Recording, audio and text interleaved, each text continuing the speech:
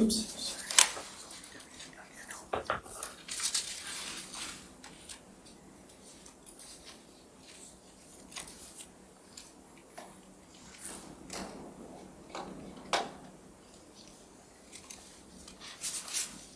Recording in progress. Good evening. I call this meeting of the Scio Township Board of Trustees to order 7:04. We are holding this meeting in person, but we are still operating under the Washtenaw County Emergency Order, and this extends to the option for members of the Board of Trustees to participate and vote remotely. The board has also decided to extend this option to members of the public for purposes of viewing and to make public comments. When the clerk calls the roll, those members of the Board of Trustees who are present at Township Hall need only indicate that they are present. If you are participating remotely, please state so and indicate your location by the municipality. Clerk Flintoff, please call the roll. Hathaway? Present. Palmer? Present. Flintoff? Present. Courteau? Present. Ames, Story County, Iowa. Jerome? Here. Present. Noel?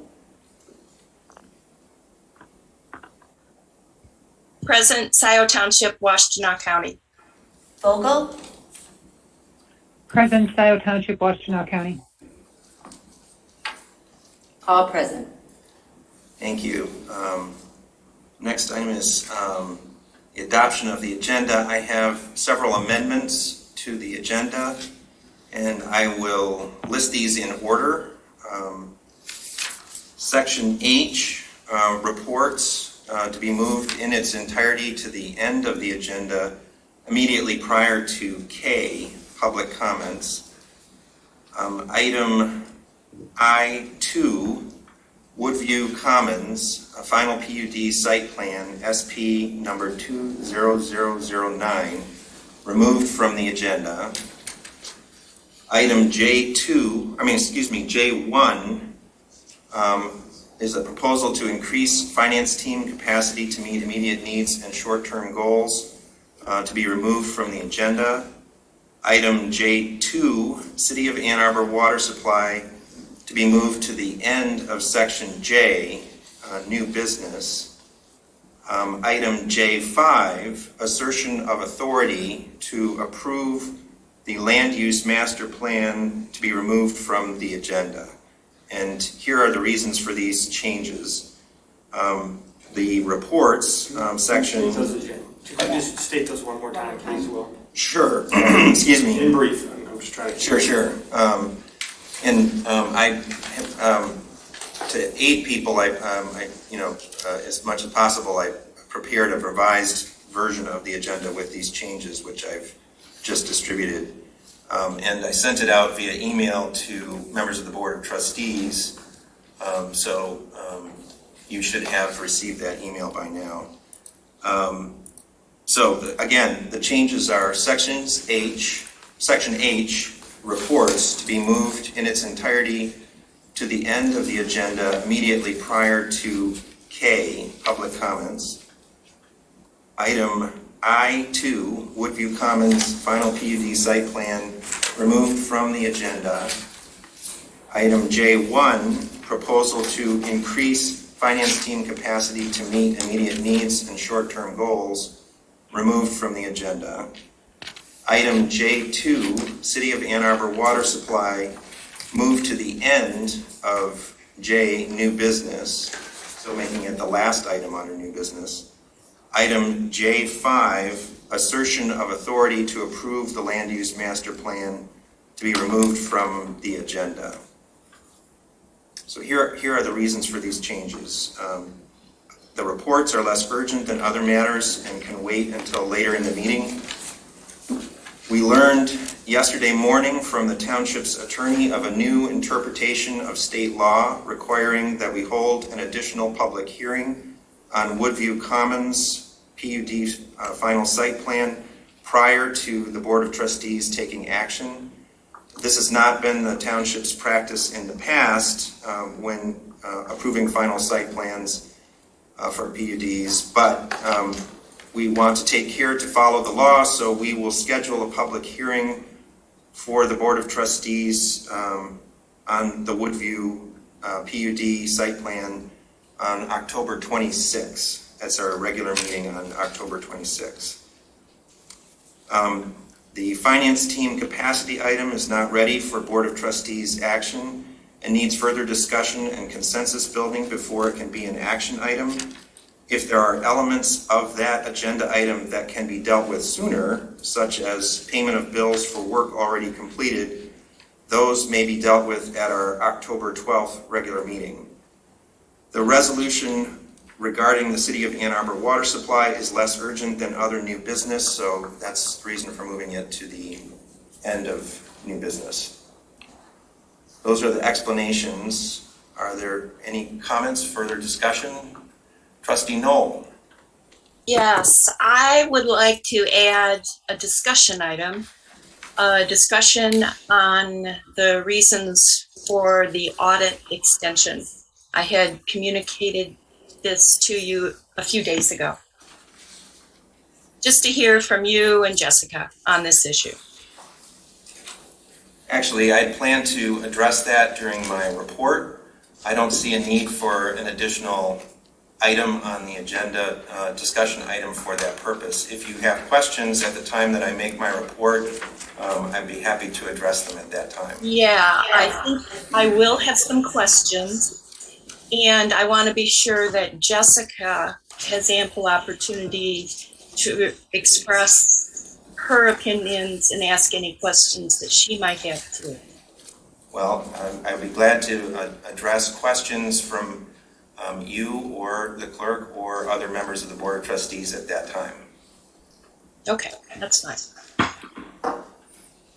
Are there other comments? Clerk Flintoff.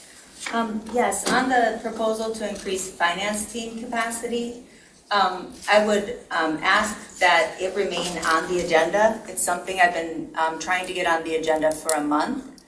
I don't think that my colleagues would have spent 5.5 hours discussing rules of order, largely how can agenda items be submitted and considered. The answer of the supervisor just saying no, he doesn't want to talk about something is not sufficient. That is autocratic. It is not democratic.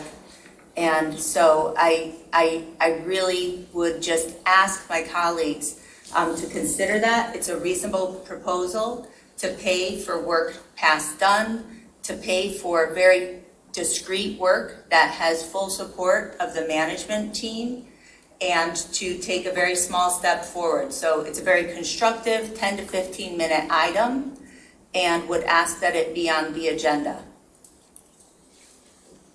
Are there further comments Regarding that item? regarding any of the amendments that I've proposed to the agenda? Well, regarding the amendment to remove the item the clerk just referenced, I agree we pay the bill, don't have a problem. I don't like 3-tiered items. It makes it difficult for the board to take the appropriate action. So I have no problem with paying the bill that is due.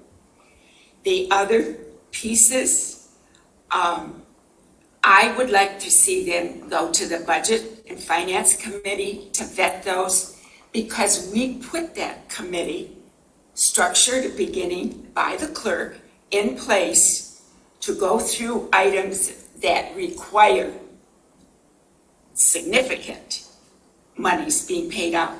We need to follow the process so that there's a clear trail, not one person just putting these things out. That has not been done, so I'd like to see the next meeting of the Budget and Finance Committee take that up. Let's go through it and make sure it's on the next board agenda. So I support removing it from the agenda tonight. Other than paying the bill, I think we should do that. Well, we can pay the bill at our next regular meeting. It won't be Okay. that much later. Okay, that's fine. Trustee Vogel?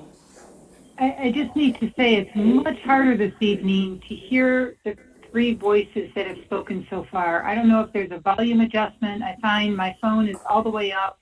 It's been it's very soft, hard to hear.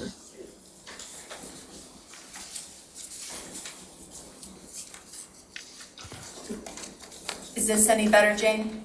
We'll try to make some tweaks if you can keep us posted. Are others having trouble?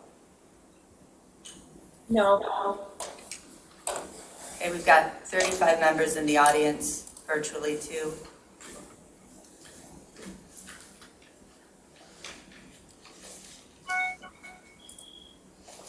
If there aren't any further comments on the agenda, on the modified agenda, then I would move adoption of the agenda with the amendments.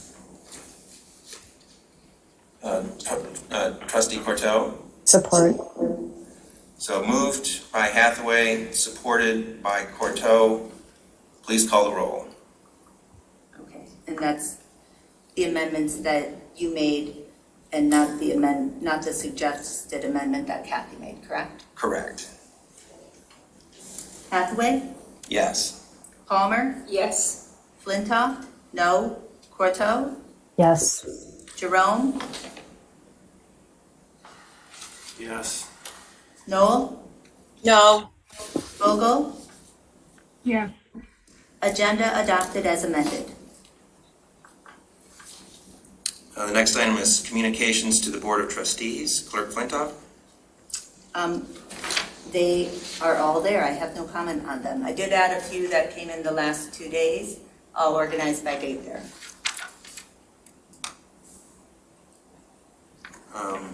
The next item is, have I got this in the right order? Public comment? Correct. Okay. Public comment. This is the time for members of the public to speak for up to 3 minutes on any matters under the purview of the Board of Trustees. If you are participating remotely, I ask that you raise your Zoom hand to be recognized. If you are participating... Pardon? It's just a sneeze. Oh. Gesundheit. If you are participating remotely, I ask that you raise your Zoom hand to be recognized. If you are participating in person, you may approach the table when it is your turn.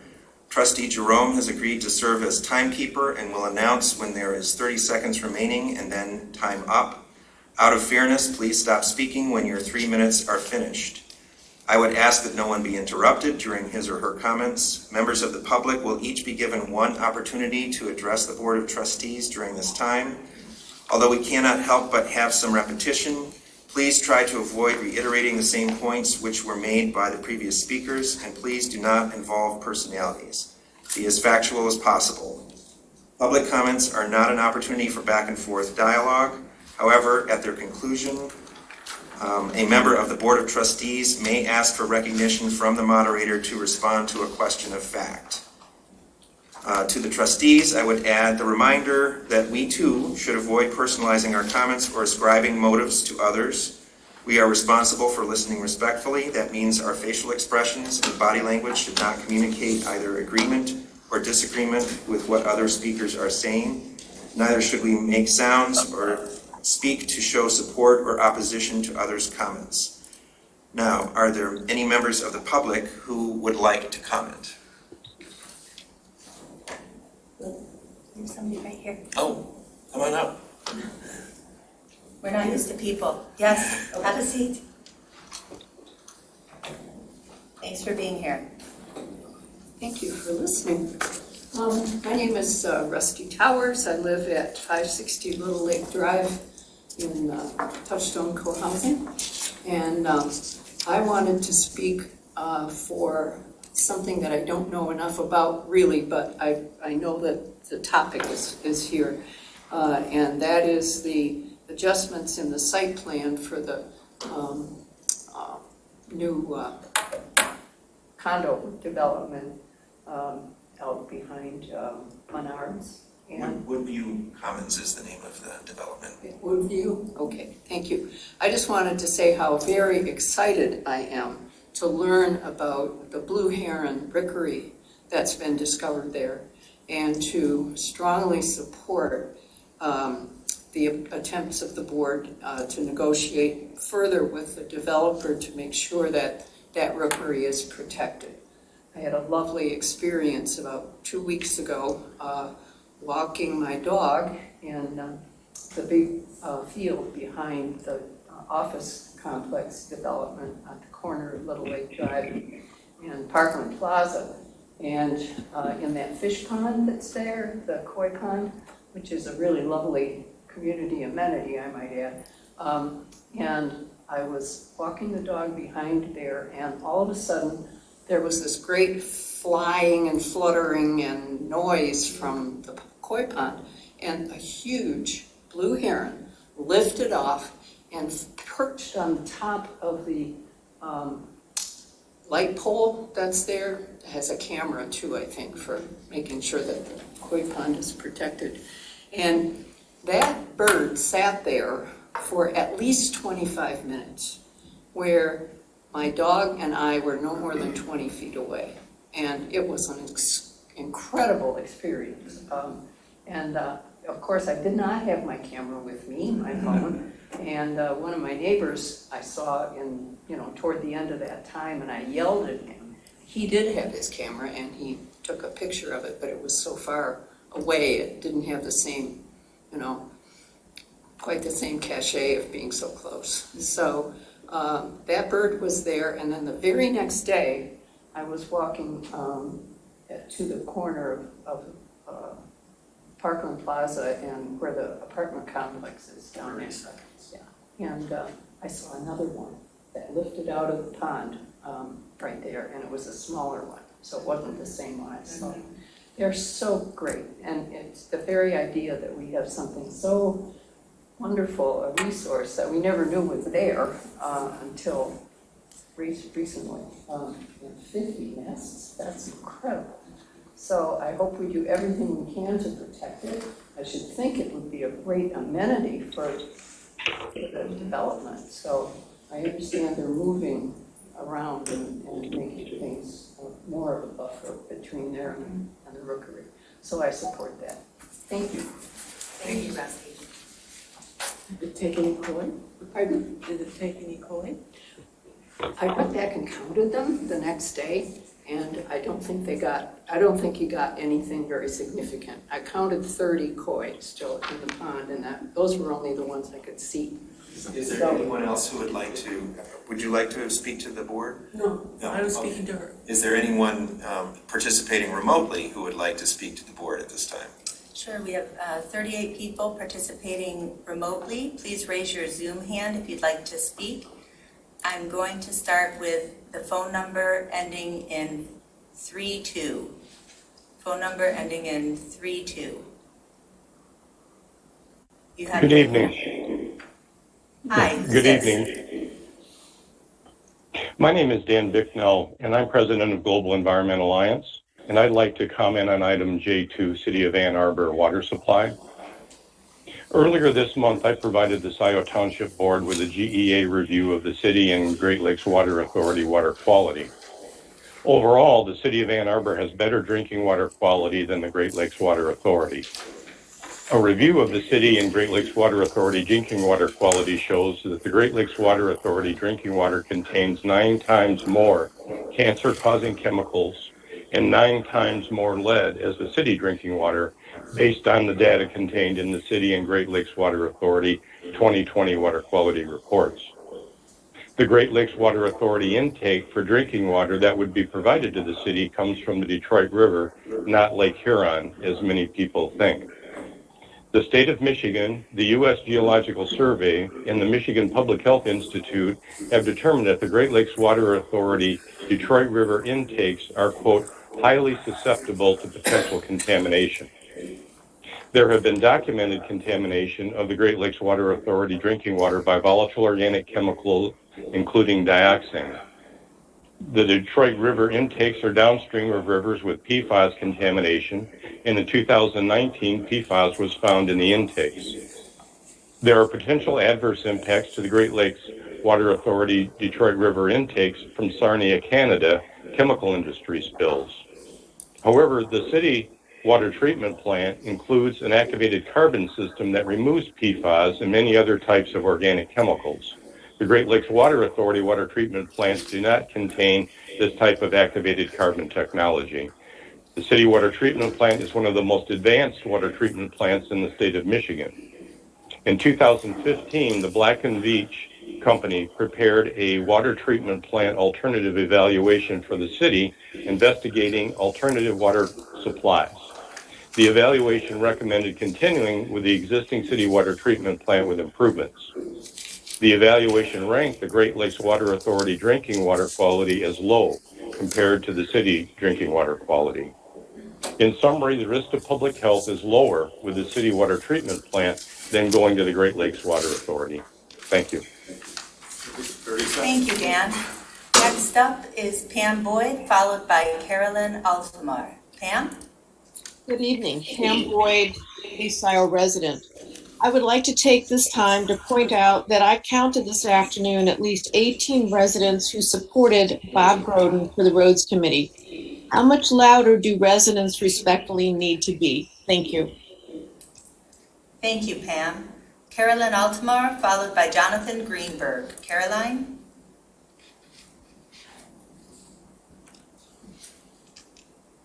Caroline? There, I'm here now. Hi, Thank you. Caroline. Hi, Carolyn Altamar, 3709 West Street, Scio Township. I just want to say I'm one of the 18 that Pam was just referring to. I wanted to state my extreme displeasure with the way the selection process for the Roads Advisory Committee has been handled. I have an email in front of me dated 9/27 from Bob Groden stating that he had never, that he had submitted his letter of interest to the board, but he had never actually been responded or ever even replied to.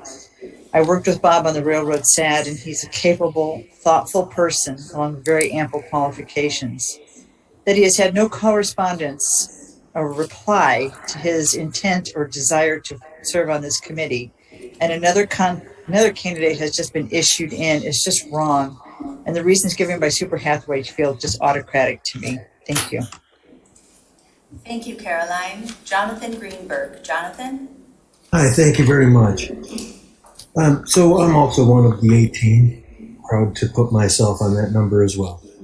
I have two comments I wanted to make. The first is the number of 5-2 votes I've been watching in these meetings is disturbing. As independent board members, there doesn't seem to be much independence when the continual process is to vote everything 5-2. Second thing I'd like to ask about is the condition of Stabler Road. The fact that it's been closed for months now. Without wasting your time, after speaking to a bunch of people, I understand it's being hung up just by a permit. It's one of these things where if, I don't know, leadership could take a note and reach out and figure out how to get that road paved and fixed. Here, the developer and the pavers are all ready to go. We're just waiting for a final permit from somewhere that I don't want to guess. But I, have found that out through lengthy conversations with the developer and others around here. But I could really use your help. It's incredibly disruptive and is forcing us just to drive an extra 4 miles to go to Menards, which right now it's easier to go on my tractor and just ride the bridge back there. Although Menards told me they didn't want me bringing my tractor and my hay wagon over to pick up goods anymore. So if we could get some effort put into resolving that, I would appreciate it. Thank you. Great. Thank you, Jonathan. There's one more hand, Jillian Carey. Jillian? Good evening.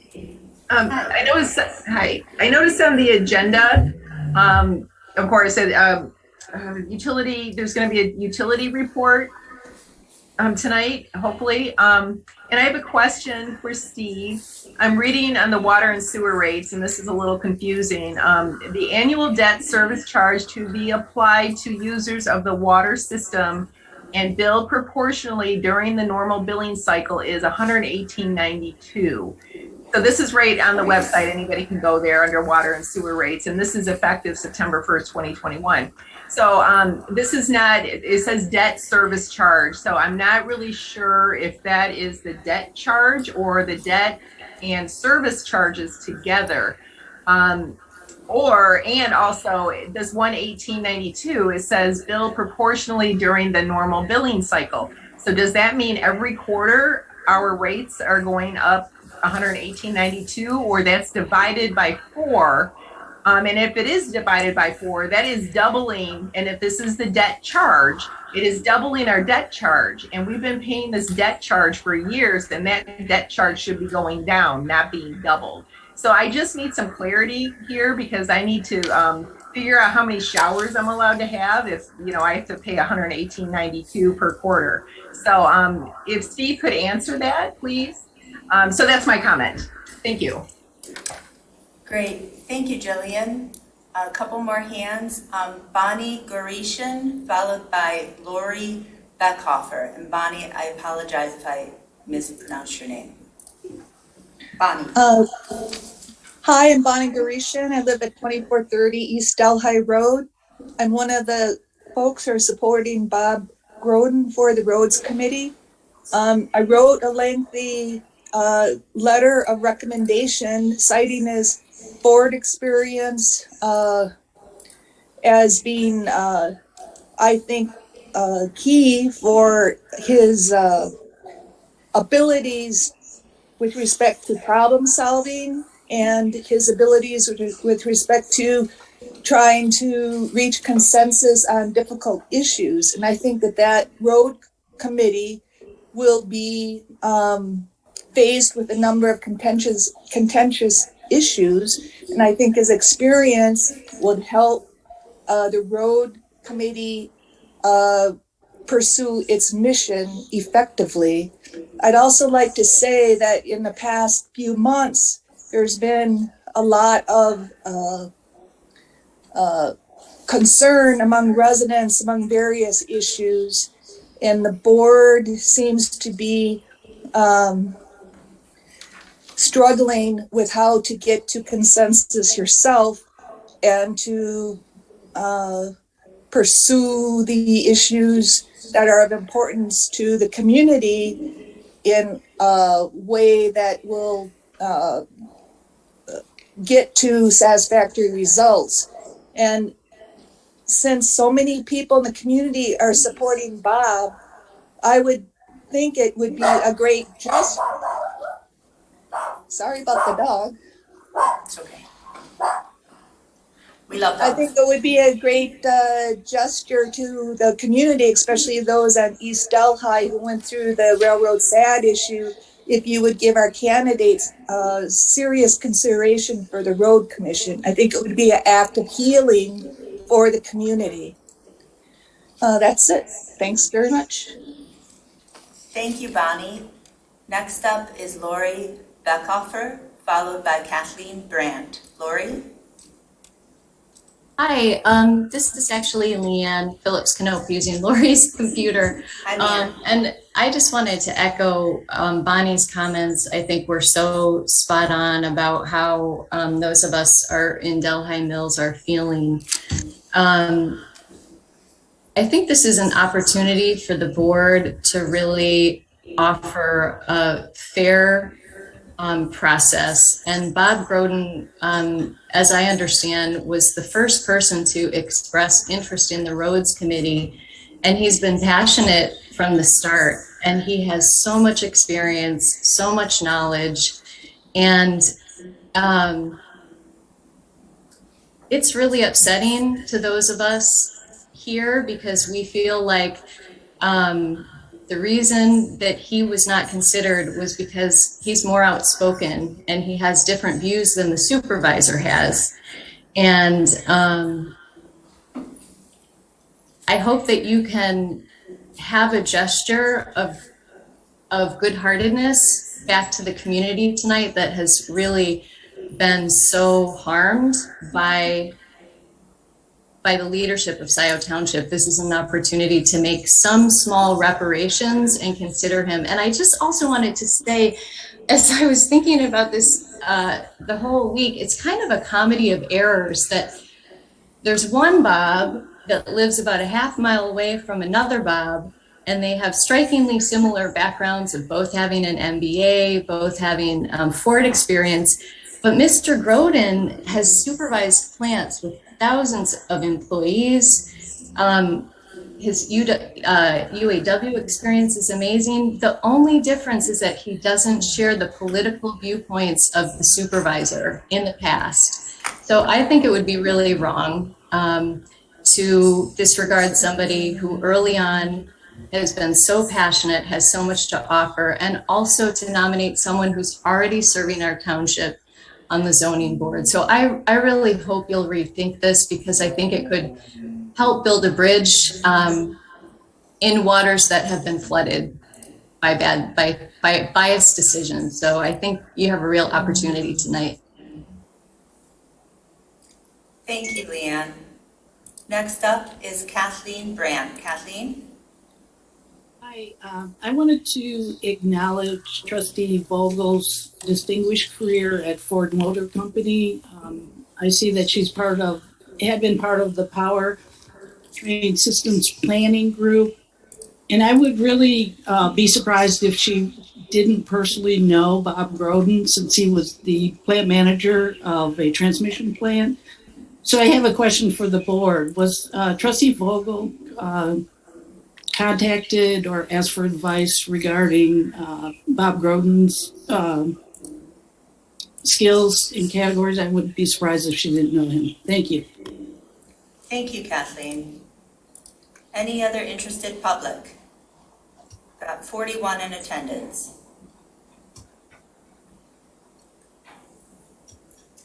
I see no other interested public. Will?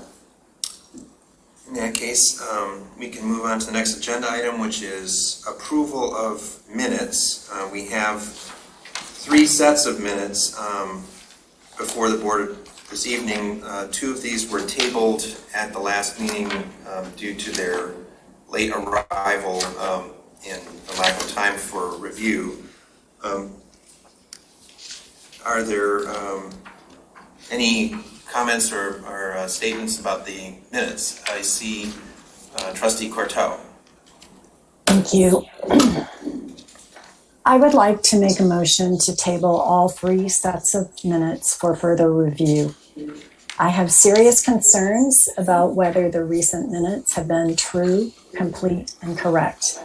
There have been several instances when some board members have made unsubstantiated charges accusing other board members of impropriety with no evidence stated to back it up, and those statements have not appeared in the minutes. Anyone trying to understand the dynamics of this board ought to understand the behavior of all parties. There are instances when board members have responded to those accusations of impropriety, and their responses are not included in the minutes. There have been instances where members of the public have made ad hominem attacks on others who have raised questions or expressed different views.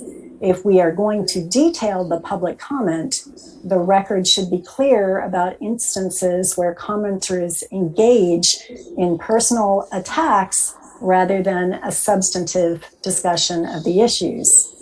The board has received a communication from the public raising very specific concerns about several particular instances, and I take those concerns very seriously and have been reviewing videos carefully.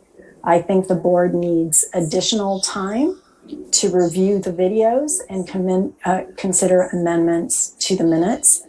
And I would like to make a motion to table all the sets of minutes before us today, as well as to make a motion to require that Zoom transcription be enabled for all future meetings and that both Zoom videos and any other audio or video recordings from as far back as they exist from any and all previous meetings, as well as the Zoom transcripts, be maintained in public spaces on the website for any and all members of the public and the board to review. So we have a motion. Is there support?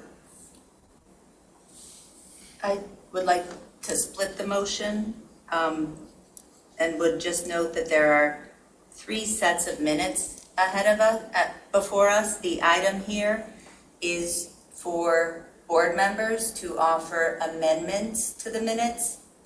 And so I would suggest the second part of Trustee Courteau's motion is out of order. I do think that, I want to just focus us. Are there corrections or amendments to the minutes of August 17th, August 24th, or September 14th, the 3 sets of minutes before us? That's the question before us. 2, under the OMA, it is our obligation to approve minutes. 3, I would remind my colleagues, and please, I'm sure you're mindful of these 2 facts, in particular in regards to the what's suggested by the communication from the public. 1, we are an employer. 2, August 17th, it is the subject of a complaint that we were recently served as a township. So I would just ask my colleagues to be mindful of those 2 facts in considering the wisdom of their steps. So, but at a minimum, this is just about approval of the minutes. It is our obligation to approve them, and I would continue to challenge my colleagues to be specific about what they think is incorrect. So, Trustee Courteau, Clerk Flintoff has suggested that your motion be split into different parts. Is that an acceptable amendment to your motion? I accept the amendment to consider the motion to table all 3 minutes as one motion. Yes, I do accept that. I will reiterate, I have listed a number of instances of concern, and I am working on documenting the very clear and specific language and amendments I would like to suggest. Great. I might point out in terms of OMA, these draft minutes as a rather continuing pattern are not available within the 8 days required of a meeting. So there does get to be a buildup in terms of our ability to conduct a timely review. So we have a motion to table the 3 sets of minutes that are on the agenda. Is there support? I'll support that motion because what we also are obligated to do is make sure the record is complete and correct. So I support that motion. So we have a motion to table by Courteau, support by Palmer. Please call the roll. Jerome? Yes. Noel? Sorry, no. Vogel? I think you're muted, Jane. I'm sorry, Jane, I can't hear you. No, still can't hear. You're still muted, Trustee Vogel. Let me come back to you, Jane. Hathaway? Yes. Palmer? Yes. Flintoff? No. Courteau? Yes. Vogel? Have her shake her head or... Can you say yes or no clearly for us, Jane? Yes. That's a yes, okay. Motion passes 5-2. Brings us to the consent agenda. There are 6 items. Is someone prepared to move the consent agenda? So moved. Moved by Clerk Flintoff. Support? I'll support. Support by Palmer. Please call the roll. Quinto, Yes. Jerome, Yes. Noel, Yes. Vogel? Yes. Hathaway, Yes. Palmer, Yes. Flintoff, yes. Consent agenda adopted as presented. This brings us to unfinished business. Item I-1 for discussion only is ordinance amendments to chapters 2 and 18 to implement the Township Fire Prevention Program. Chief Hood. Great.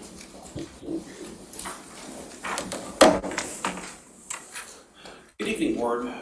Before you've got two discussion items to amend the township ordinance relative to fire protection.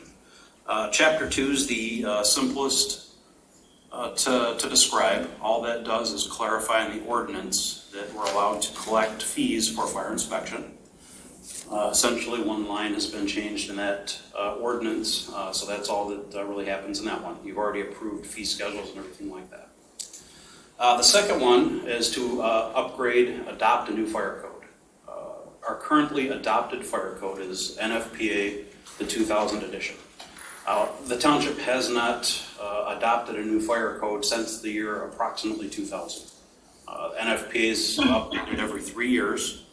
So we've had a number of revisions since then. In the interim, in 2000, when the township previously adopted a fire code, and today, the state of Michigan adopted Michigan Building Code 2015. This fire code that I'm offering for you today for discussion is the companion document to that. It works side by side with the building code as it relates to fire protection. Prior to this, the building code and fire code used to be IFC, International Fire Code, some other things like that. They've since merged a number of different organizations into the IFC and the IBC to streamline services. Prior to that, a number of departments, communities would adopt either NFPA or BOCA or the other fire codes that were out there. This document works directly with the building code adopted by the state of Michigan. A number of things are included in there. We specified that any infractions are civil infractions rather than criminal charges, things of that nature. So you see a lot of things required for adoption in there specified. With that, I'd be happy to answer any questions. And if I could just add on a little bit to this. The township attorneys approved the content. We've approved the form as well, and you'll see that we are bringing these for a discussion only tonight so people can ask questions and hope to bring it back for action on October 12th. I hope to use this flow starting at the next meeting with the recodification that we've done. Our township attorney, as you remember, started looking at our code. This all started with the sign ordinance. It's been 13 years since we've done a comprehensive review of our code. And so we're going to start this kind of flow of discussion one meeting, action the next meeting, and kind of just giving it a test drive with these two simple ones. In the recommendation you'll see, I would recommend that the treasurer in particular take a look at Chapter 2 and would suggest that the Sustainability Task Force chairpersons and zoning official on behalf of the ZBA look at Chapter 18 over the next couple of weeks.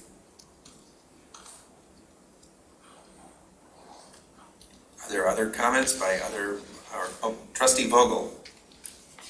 So the one question I had, and I'd be happy to hear from either of the two officers or Chief Hood, the one line change is that the clerk rather than the treasurer is responsible for billing for fire inspection. That makes sense to me. The clerk keeps an eye on money out. This is bill paying. So that makes sense. I want to confirm the treasurer is good with that. And I also am looking for confirmation that other fee for service examples in the township are handled this way. Sorry, go ahead, Donna. Yes, that is our process. The clerk's office, through our accounts receivable program, they do the billing out. And then, of course, the money coming in is under my jurisdiction. We just Right, haven't so had. that seemed logical to me, so I just wanted to hear it from you also, Donna, thank you. Okay, it's a check and balance that's in place. Trustee Jerome. Chief, maybe you could explain, and I know that obviously they initiate updated versions of BOCA and you know, but what has been the hesitation? I mean, you said we're at 2000 and trying to get to 2015, which is, and I understand that they actually do date them back a number of years on occasion, but what would be, are there financial considerations with updating from 2000 to 15, or has it just been a mechanism we just haven't taken a look in doing that in the past? I guess I'd just be interested in why now. I'm absolutely in support of it, because obviously code does change, requirements change, building technology changes, all of those things change. So I think it's mindful and smart to update our requirements. I guess I'm just a little bit more background would be helpful for me to understand. And maybe this is your new approach too.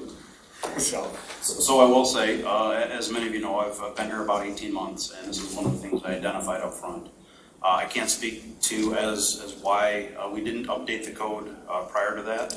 My impression is that since we didn't have a fire inspection program, it wasn't that high of a priority at the time.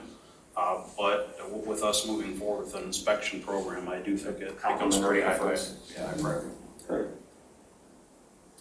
I do anticipate that as the state adopts new codes, we will follow suit, just so we're always using the same version in a companion document. Plus, they want to have you buy a new book. Of course. I realize that. And to be fair, these are a lot cheaper than the NFPA volumes. Got a collection in my office. Are there other comments or questions? Trustee Corteau. Just following up on that then, Chief Hood, I wonder, does it make sense to include language specifically referring to incorporating whatever the latest code is, or do you think we want to make sure to reserve our ability to review those change by change rather than incorporating them by reference? I could actually go either way with that.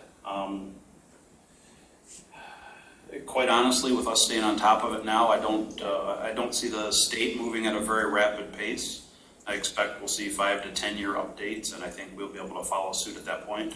We're keeping an eye on it now, so. And to move this forward, I'd suggest that be the method we take, if that's acceptable to the board.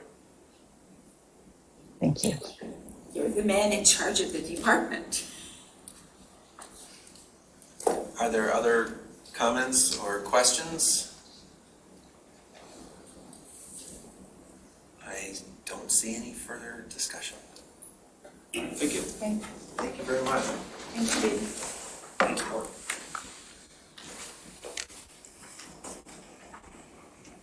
That brings us to our next item, which is item I3.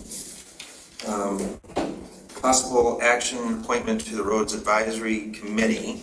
And I have in the past sometimes put these on the consent agenda, appointments to different committees and boards, but I suspected that there would be some discussion, so I placed this in unfinished business.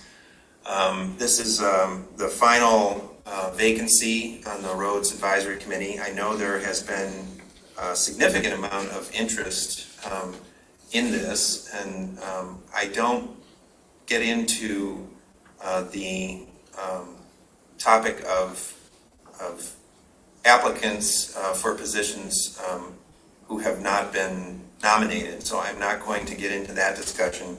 I do want to say that the nominee, Mr. Walsh, is, I'm confident, very well qualified, and has demonstrated his abilities as a member of the Zoning Board of Appeals.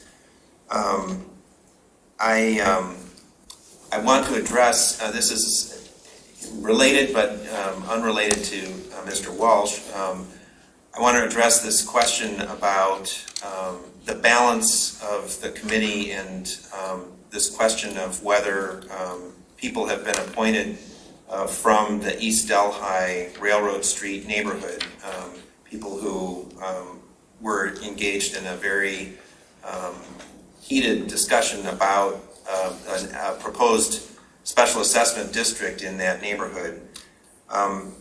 I took special care in considering applicants for this rejuvenated Roads Advisory Committee to include lots of different points of view and to make sure that it was a diverse group of residents. The neighborhood actually in the East Delhi Railroad Street neighborhood is represented very well on the Roads Advisory Committee.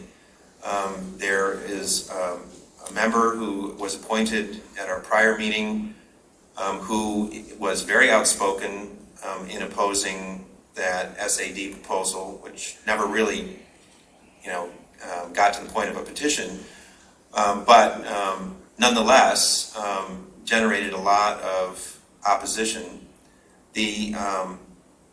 There's another person on that committee who was very outspoken, even though she does not reside in that neighborhood, very outspoken in opposition to that particular SAD and has expressed many positions and points of view that are contrary to my own. I am not trying to, sort of exclude particular points of view. However, I am in these appointments trying to consider how the committee will operate and do its work. And in that, I'm having to make some tough choices.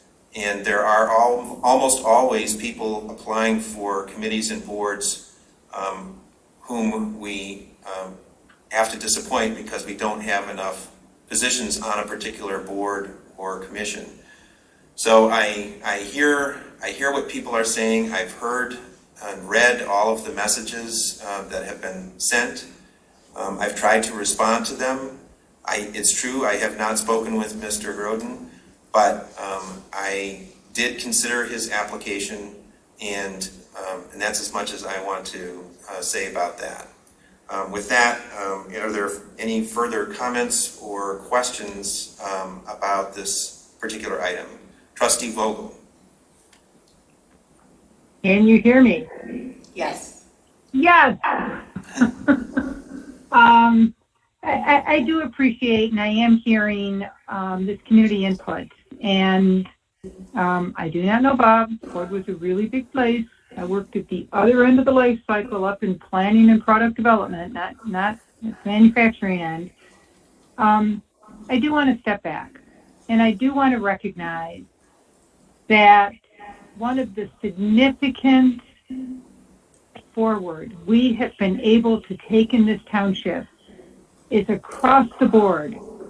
Supervisor Hathaway has been able to strengthen and revitalize and bring new membership into so many of our boards and commissions. They are a backbone and just, in my mind, such a significant strength in Scio Township. And many of us in our early tenure as a board were part of the process of initiating candidates and candidates sort of identifying themselves and the spreadsheets that sorted it all out and in the vetting process. And I just want to say, across our boards and commissions, it's been a very robust process. And I am impressed with the caliber of our residents, the commitment to these volunteer positions, and I see a strong balance across many of these boards and commissions. Something I always listen for, and this was my whole career at Ford, is the process robust? And I am confident that on balance, our process for strengthening our boards and commissions and keeping them vibrant is robust. I will request that when there is a vacancy and we have a candidate list for roads, that Mr. Roden be high on the list for consideration. Openings will come up over time. So I just wanted to express confidence that we do, on balance, have a robust process. That was it. Trustee Noel. Okay. As you know, I have some concerns here. This is a departure from how Scio Township has historically made nominations to committees. This is the third board that I've served with, and I haven't seen it done this way in the past. Previously, there was a collaborative approach. All board members were encouraged to put forth possible nominees. Now, a majority of this board has granted this power to the supervisor. I think this is a loss for all Scio residents. Diversity of points of view is important, and we need to nurture that. New blood is also important. So I want to follow up on some of Trustee Vogel's comments.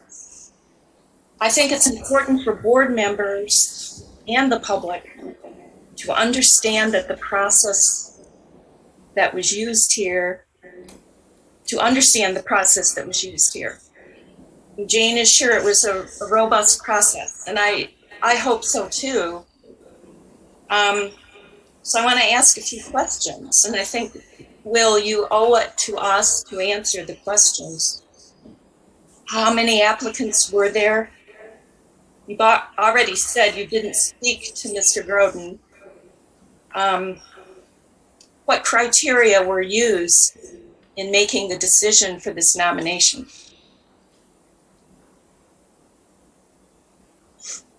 Are you done with your list? I'm done for now. All right. I don't know the exact number of applicants. I didn't count how many applicants there were. But it wasn't just applicants. It was also, there was some recruiting involved because I was trying to make sure that we had a committee that had sort of the background, the strengths, a variety of strengths, I guess I should say, that would, in aggregate, provide us with a really good, well-rounded roads advisory committee. And I also was trying, as I mentioned in our prior meeting, to make some joint appointments so that there was connectivity between related boards and commissions. This is a practice that we have been engaging in from the beginning of our time in office, and I think it serves the township well when there is that kind of connectivity between the different boards and commissions. In terms of criteria, I don't have a list of criteria to provide you with, but I can tell you, generally speaking, I'm not going to speak to the specific strengths and weaknesses of individuals, but I can tell you some of the things that I was looking for when I was evaluating people to serve on this committee. Some of the people I wanted to make sure we had some people with some expertise and some background in roads maintenance, so that was an important factor.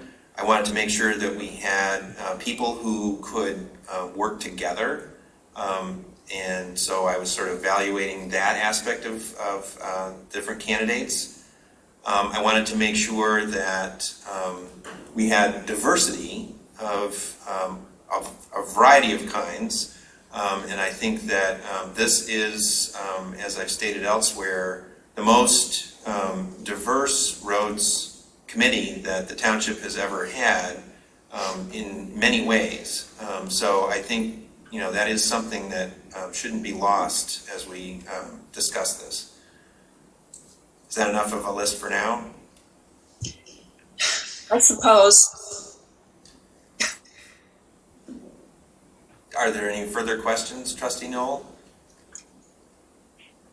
I'm still concerned. I had hoped for a little more information, and I guess at this point, I would call on other board members to take a look at what's going on, because I think there should be more collaboration and discussion, and I think it should be encouraged among all board members. In this situation, we started out doing that, Will, but then it stopped. Well, I appreciate that that's how you view the situation. Are there other comments or questions from members of the Board of Trustees? Clerk Flintoff.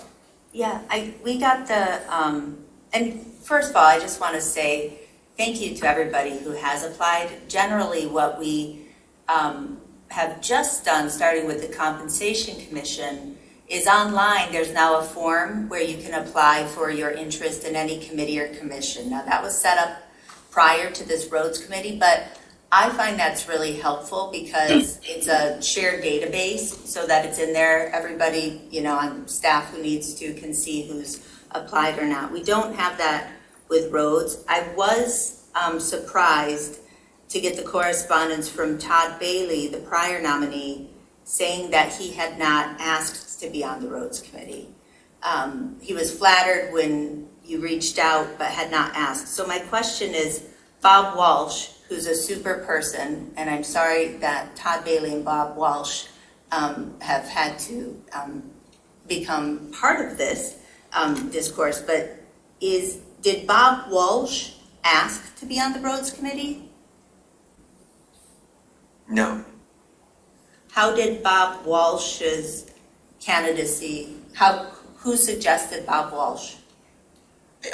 As I've said before, I'm not going to get into discussions about particular candidates, but I will say that I reached out to Bob and asked him if he would serve on the committee, and he agreed to do so.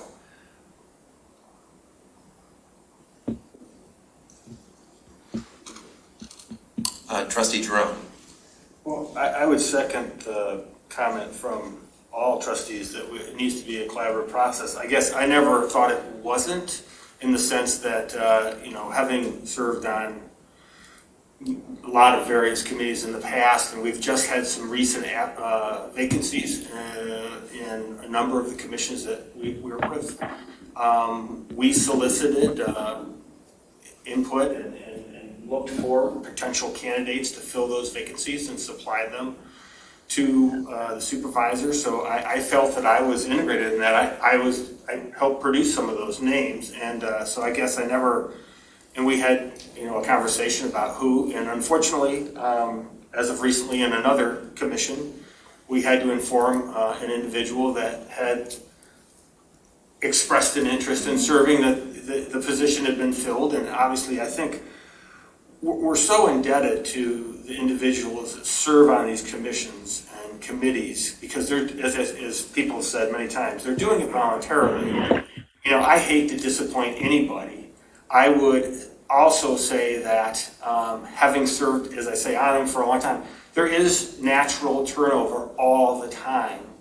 And I'm hoping that we would create and keep a database of those residents in the township that want to engage with any of those, in any format with those. And that, as I think somebody else mentioned, hopefully that would come back up again and they'd have an opportunity. I think, quite honestly, as we look for, there's sustainability coming up. There's all kinds of different committees and commissions that we're looking at creating and empowering. And so I would just say that I think that there's ample opportunity for people to join other groups and efforts of the township. And I guess I never considered it a closed process. We submitted names multiple times over many years for this, and I've always had the same review, and the supervisor would make the nomination. So, And I saw that as well, Alec, from afar with the LPC and the Planning Commission and those processes. Did we lose Trustee Cortell? I don't see her. She's on. Oh, she is, okay. I just don't see her image up there. She lost her square. I apologize. My computer froze up and I got booted out, and I'm rejoined on the meeting, but having a hard time pulling up the packet. So I don't have comments at this point. Okay. Well, if there are no further comments, is someone prepared to make the model motion? I'd like to make a motion to just table this for 2 more weeks until because I think it's really an opportunity. I heard what Leanne and some others said, and so just to comment that emotion, I think there's value in doing this process right and being clear that we've done it right. So having some transparency around it, especially with all of the disruption caused around roads. So I would suggest, ask that the supervisor come back with the list of the people who have applied or who he's approached, and come back, and maybe all of us could have reviewed them and then have a conversation either about the top 1 or 2 or whatever it is. But I think that what the community is asking for, and so many of the people who actually expressed an opinion are on the roads committee. Jillian Carey, Ian, some of the other names, people I don't know very well. So, they are ones that are asking for this. So I would just ask that we table it for 2 weeks, Will, come back and kind of just be able to demonstrate to the community that we're doing this robust process. So we have a motion to table to a time specific of 2 weeks from now, would be our next board meeting. 10/12? Isn't that what you meant? Mm-hmm. Yeah. Is there support? Trustee Knoll? I'll support this. So I this also is- want No, I this also is, want to add that in the past, it wasn't unusual for board members to discuss applicants to committee and commission. thank you. I understand that you would like to add more comment, but it is just a time to either support or not. Are you supporting the motion? I support the motion, but I wasn't done with my comment. But it's not a time for comment, that's what It I'm is saying. time for comment. There is no time for comment at this time. You've had a time to comment earlier. Trustee I Knoll. wasn't done. I said I might have more. It's a motion, there's a motion to It's table, you support it. It is not a time for comment. That's all I'm saying. Please call the roll on the motion to table the nomination made by the supervisor of Bob Walsh to serve on the Roads Advisory Committee. Jerome? Yes. Noel? Yes. Vogel? No. Hathaway? No. Palmer? Yes, to table. Flintoff? Yes. Corto? Yes. Motion tabled 5-2.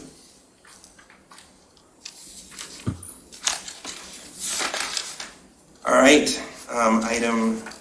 we're now moving on to new business. Item J3 is the first item. Possible action, existing elevated storage tank and distribution system optimization study. Do we have, I think it would be either Steve Yeah, we have or... Steve and Matt are both And Matt, here. okay. Uh-huh. Can you guys hear me? Yes, hi Matt, let me bring you in. Bye Rusty.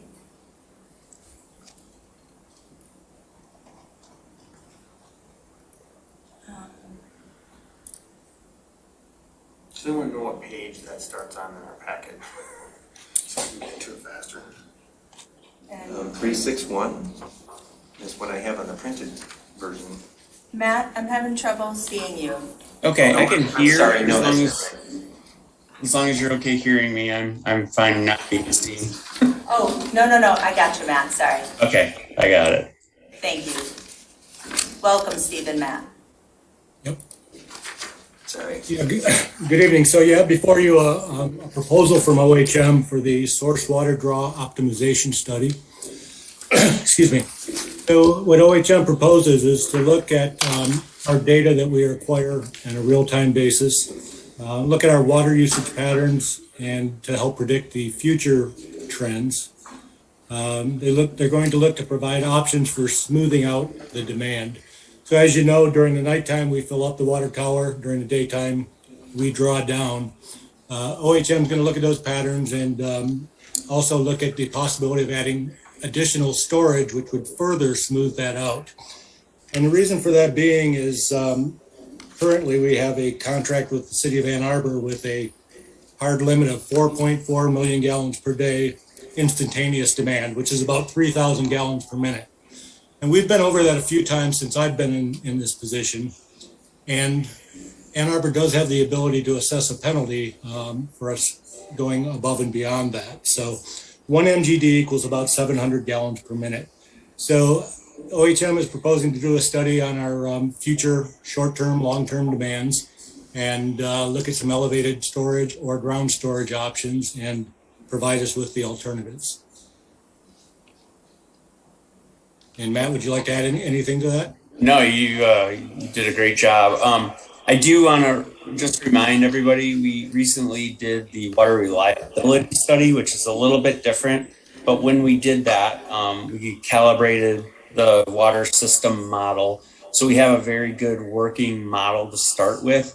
These are basically using that model. And so it's a really good time to do it because we have a calibrated drinking water model for everything. And this is basically playing with different scenarios on how to basically run the system more efficiently. And as Steve mentioned, using the existing tower, using the existing valve at Wagner and Jackson Road, and then doing some hypotheticals on additional storage should there ever be storage. And there is additional storage called out in the future master plan. It's just we've never modeled it and sized it and looked at different locations. So this would include running some of those scenarios. This is also something that Ann Arbor in our monthly meetings, Steve, I believe they've even said, hey, by the way, you've gone over a couple times. We don't really want to charge you a penalty. So if you could look at optimizing that, and that would be something that the city also, I think, would appreciate. So it's a task that Scio does need to do, and it's something that I think trying to keep within those limits that the contract has, it would be beneficial. So. This is great. I'm excited about this. Are there other comments or questions?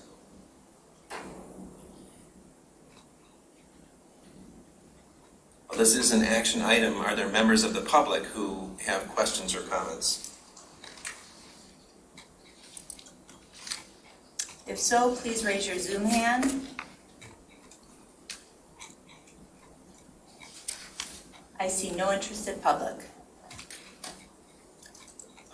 In that case, is someone prepared to make the model motion? Could you read the model motion? Do you have it in front of you? I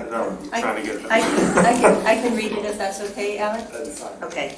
To approve the agreement with OHM to conduct an existing elevated storage tank and distribution system optimization study and to authorize an expenditure of up to $63,900 from the water fund, account number 591000823 for the contract.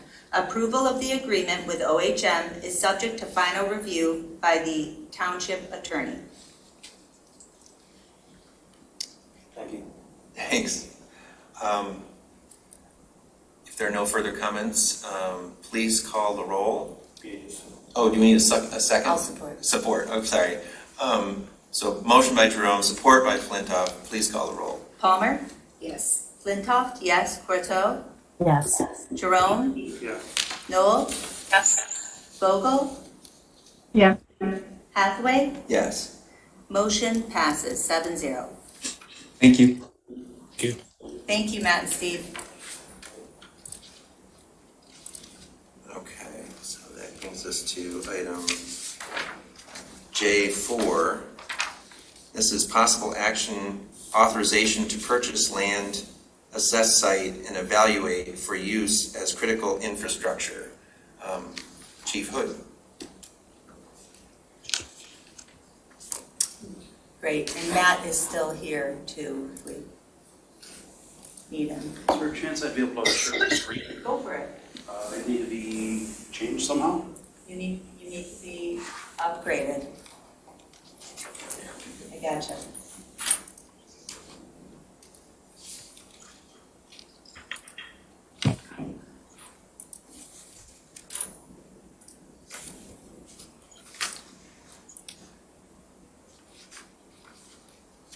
Go, Chief.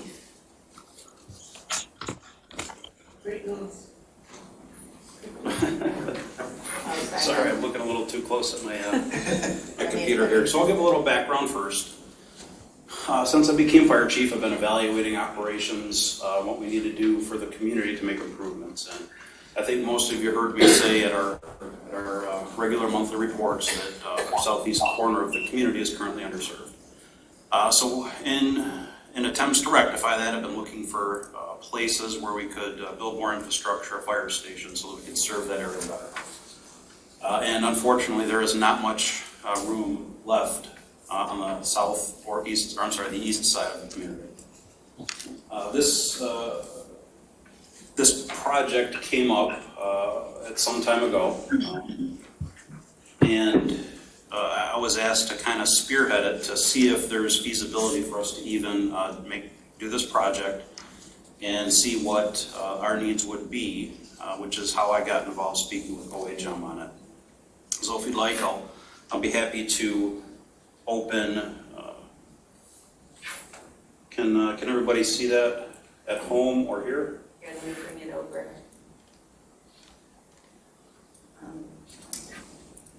One moment. There we go. Okay. So as many of you know, the LPC is working on a preservation of a farm along Wagner Road, south of Liberty.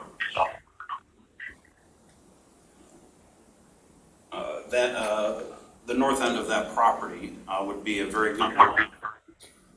Andy, you may want to mute your computer.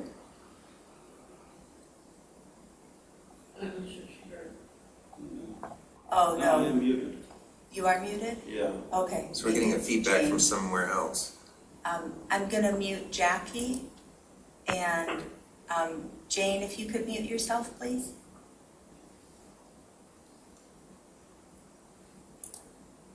Okay, go ahead, Andy. Okay, so the very northern end of that property, directly adjacent to it, previously we had purchased property for a fire station. Unfortunately, it's only 0.67 acres, which doesn't give us enough room for the proper retention, stormwater detention that would be needed there, and adequate to build a facility on. So as this property came up, I spoke to a few members of the board, some members of the LPC, and just kind of, we began discussing the possibility of what we could do there. In addition, in previous board meetings, there have been discussions on need for water infrastructure in the same area. The board's previously authorized a water main to go down Liberty Road, sorry. And this piece of property is very close to that, which would seem logical to be a good place for a storage facility for water as well. So as part of that process, I began talking with OHM, and we've essentially drawn up an idea, and this idea is what you see before you. If you look on Wagner Road, essentially what they did is took our current fire station's footprint and dropped it in, and a standard size type water utility on top, and dropped it in the map as well. And you can see here's where they've they've dropped in a fire station. This is just to evaluate need and what we could use. And over on the west end of the property, a water utility, and they've also suggested that if something like this were to happen, it would be a good point to connect to the Liberty water main. And part of that process is the proposal you have before you. Evaluate the site, create a legal description, all the other things that go into even seeing if something like that is feasible for doing what we'd like to do. They have suggested approximately 9.5 acres, which is represented by the entire color shape you have in front of you. And part of that deals with a wetland kind of in the middle of the property. If you see where on the south, on the bottom end, there's a jog, there's a lot of wetland in there.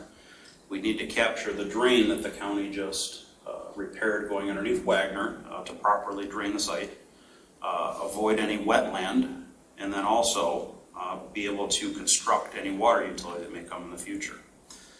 After meeting again with OHM, Trustee Courteau, and a number of other parties, and looking at this, she was a little uncomfortable with the size, the 9.5 acres, which we really don't need. And we discussed different options on how we could minimize our impact on the land that's preserved. So what was suggested, and what you see in front of you here, is Scio Township could potentially buy the entire 9.5 acres and conduct our feasibility study. If it's decided and we fund infrastructure improvements on those sites, fire station would not need much towards the center. However, to build any water utility, they would need room for construction. So if either of these things were built or both of these were built, at that time we would have plenty of room back in the middle of this property that we could turn back into conservation. It's not needed by the township for our utilities or infrastructure, so it makes sense that whatever we don't need, we put back into the conservation. So that's kind of the background of that, and I hope I was able to capture kind of where our thought process was on this. Mm-hmm. And I'd open it up to any questions you have. And again, I've been spearheading this as it's been an issue of mine, improving service to the southeast corner of the community, and I thought this might be an opportunity we could take. Thanks. Are there? Oh, I see a question already or a comment. Trustee Courteau. Thank you. I just wanted to follow up if I could, Chief, as you show that diagram. So the part that is labeled as the 4.1 acres that could be a future conservation easement, I do want to note that we also considered the possibility of, could that property instead stay with the property being conserved, and rather than with the purchase, but we could put a construction easement on it, which would allow access in the case of future construction. And I did check with our consultant, Barry Lonick, who right now actually is talking to the county about the purchase of this property. So he's going to join when he can, but he's not here yet. But I just wanted to clarify that from his perspective, there are too many pieces to come together at this point in a very tight timeline for us to be able to try to do a construction easement and keep that parcel with the existing parcel. So I think from his perspective, this size parcel with the promise of a future easement logistically works better for this project. I just wanted to offer that clarification. And then I would say, from the LPC perspective, many LPC members adamantly voiced the view that, we are working on conservation, where we exist to purchase conservation land. And so the LPC is not in favor of this. As a trustee, of course, we balance different needs of the township. We balance conservation and agricultural land preservation along with critical infrastructure, water needs, fire safety needs. And so it's very appropriate, I think, for us at the board level to consider, to take very seriously the LPC's concerns and at the same time consider how to weigh this with other needs. So thank you, Chief, for keeping this conversation going. Are there other comments or questions? Oh, Trustee Jerome. Yeah, I want to second some of the concerns we've had. As many people know, myself, Trustee Courteau, our consultant, and the LPC have worked for many, many months on this property under the premise of conservation. That is what we were trying to do. And I will second, because I don't want to speak for the LPC, but I will say that there was unanimous concern with regards to not following through with the conservation premise, which was what we were attempting to do. I guess I would ask, and I have a very similar sentiment from a personal perspective, and having served on the LPC for a long time, I want to see a true conservation of the property. I am trying, as a trustee, to take a step back and evaluate the benefit for all of the residents of Scio Township and trying to see whether or not one outweighs the other. What I would ask also, though, is if Matt or Chief Hood could identify, this isn't the only parcel in that portion of the township, and I know that there's some advantages to it. Could you clarify why this has the distinct, this is the place we should be doing this versus another place that's on the corner or across the street or some other location where we'd still have to purchase the property from an entity? So I guess I'd just like some more clarification as to why this spot is the spot. And I would also just reiterate, because of the complexities of this, Trustee Courteau did mention that there are some requirements for the size of the parcel in order to conserve it and have all the parties meet the requirements based on the funding partners that we have. And so that was also part of the parameters for the discussion that was followed with you. But if you could enlighten the rest of the trustees and residents as to why this is the spot versus, as I say, on the another end or another location, I think that might be helpful for the conversation. Sure, absolutely. Let me grab something else here for you and see if it'll help. Because I think the water main is a part of that. I mean, I've heard a lot of that, but I think it'd be good to summarize it for everyone to be able to understand that this has a unique benefit and advantage versus some other parcel that's in near proximity. And how long we've had these needs. Andy, you can call on. Hey, Alec, this is Matt Parks, Lloyd Gem. I will let the chief answer all things regarding the fire station portion, and I'll reserve my comments on the water tank after he's done. Great, thank you. So I would say, I would think an ideal location would be a half mile to a mile north of this property. There's nothing there. Availability is our biggest issue right now and biggest concern. There was a parcel across the road that I'd begun looking into until I saw plans come through for an office building to go on it. Our biggest issue right now is availability of land. But like I said, I think more ideally if a suburban Chevy's got a great location for fire station, but there's not a chance we're getting that. That area is rapidly running out of property that we can use. This has been an issue I think I know I've spoken to Clerk Flintoff a lot about this, but. And it would benefit approximately how many residents are in that quadrant that you'd be servicing with this? So my estimate is that station would respond first due to about 40% of our calls. The southeast corner would see significant improvement in response times. I can share this with you here. If I can. And remember that every month the chief has showed us that we are far below the response time goal? So our goal is to get our personnel on scene within 6 minutes of a call of an emergency.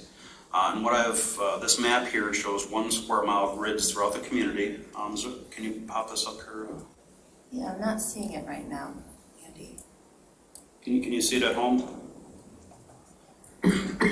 Jackie's nodding, so everybody, I can come look at it. yeah, everybody except us in the room, so that's a super majority, so go ahead. I will make sure you can verbalize it. I'm fine. I'm sure I've already seen it. So by constructing a station there, I estimate that this chart that everyone's seeing shows the number of calls per square mile that we exceed our 6 minute goal of response time. And I estimate that we'll get another 60% of those calls within that goal of response time, as well as reduce response times to about 40% of the calls we go on. Thank you. So just to be clear, the response time goal is actually lower, not higher. Correct, yes, yes. Yeah, we will meet our response time goal more often. You know, that's, and again, that'll benefit the entire section, the eastern mile sections up the township, all the way up of the east side, the south side of the community, and of course the southeast corner, Parkland Plaza, Jackson Avenue, all those, we've got 6 to 7 minute response times down there, and I figure we can cut 3 to 4 minutes off those response times as well as provide redundancy. Thank you. Matt? And so the previous item that the board approved tonight was the water model optimization study. And so that's precisely the answer that we're really looking for is, does this work? Is this a great spot? Just from previous understandings of the model, the west side of this property has really good proximity to the future Liberty Road water main that's about to start construction here in the next 30 days, as well as it has good. And so every foot of elevation that you have saves tens of thousands, if not hundreds of thousands of dollars on pressures. Obviously, you want to locate a tower or a store. I shouldn't say tower, but just a storage facility in the high elevation. The back side is about 1,000 feet elevation, plus or minus 10 feet. So that's really good news. So we'll study that. We'll look at it. We'll also look at other areas. I know Scott Martin and I spent a lot of time walking around the Uplands subdivision neighborhood. Obviously, it's fairly built out. There's not a lot of options, and that's really where we would want to be. But outside of the Cadillac asphalt plant area, which I don't think is going anywhere anytime soon, this is pretty much as optimal as it gets. Similar kind of statement as the chief had, just a lack of really a lot of options. And as you move north and further to the west, the elevations get quite lower and it's less advantageous. So we're going to look at this property. We're going to do some hypotheticals in and around, but this really is a pretty premier site. I mentioned tower, but I should say storage. A lot of these facilities, people figure you're going to have a replica of what you have on the west side of the township down by Baker Road, where you have scenic Scio and the big tower. A lot of these storage are built in ground and are very unobtrusive, less than a story or a story and a half at the most. And they can blend in very well with the surroundings. So, for what it's worth, yes, this property is being looked at for potential use, but it doesn't mean that there has to be a 50-foot tower sticking out of the ground. It can be built in, it can be built environmentally friendly, it can be done with using best practices to really make it not an eyesore. And Oakland County has good examples. Canton Township just built a facility where you can't even see it from the road. So there's ways to do it. So I just thought that's good to mention tonight for everybody to understand what we're talking about. And this is just, again, hypothetical. Trustee Vogel?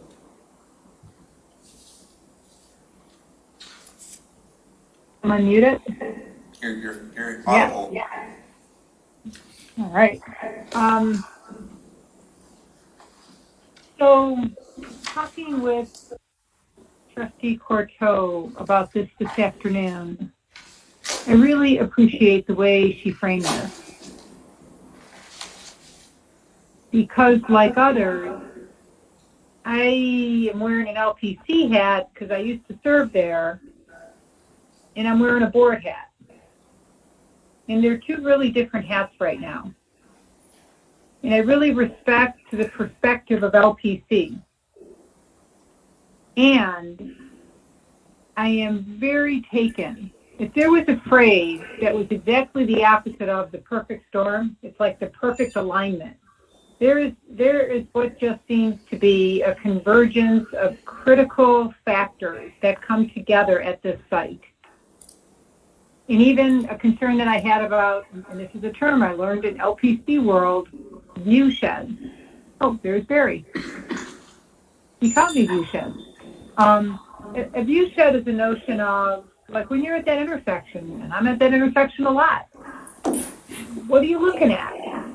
And I was concerned about, like, is there a compromise to the view shed? And I'm really glad to hear Matt say, you know, that tower at the back of the property, kind of behind the funeral home, it can be a very low profile. That fire station is going to be up close to Wagner. And much of the space in the middle, we get to the same outcome, which is conservation. So when I put my trustee hat on, I just see a lot of convergence here that is unique and very opportunistic. And I find myself, I really needed to listen. And I find myself in a position of being able to be very supportive of this proposal.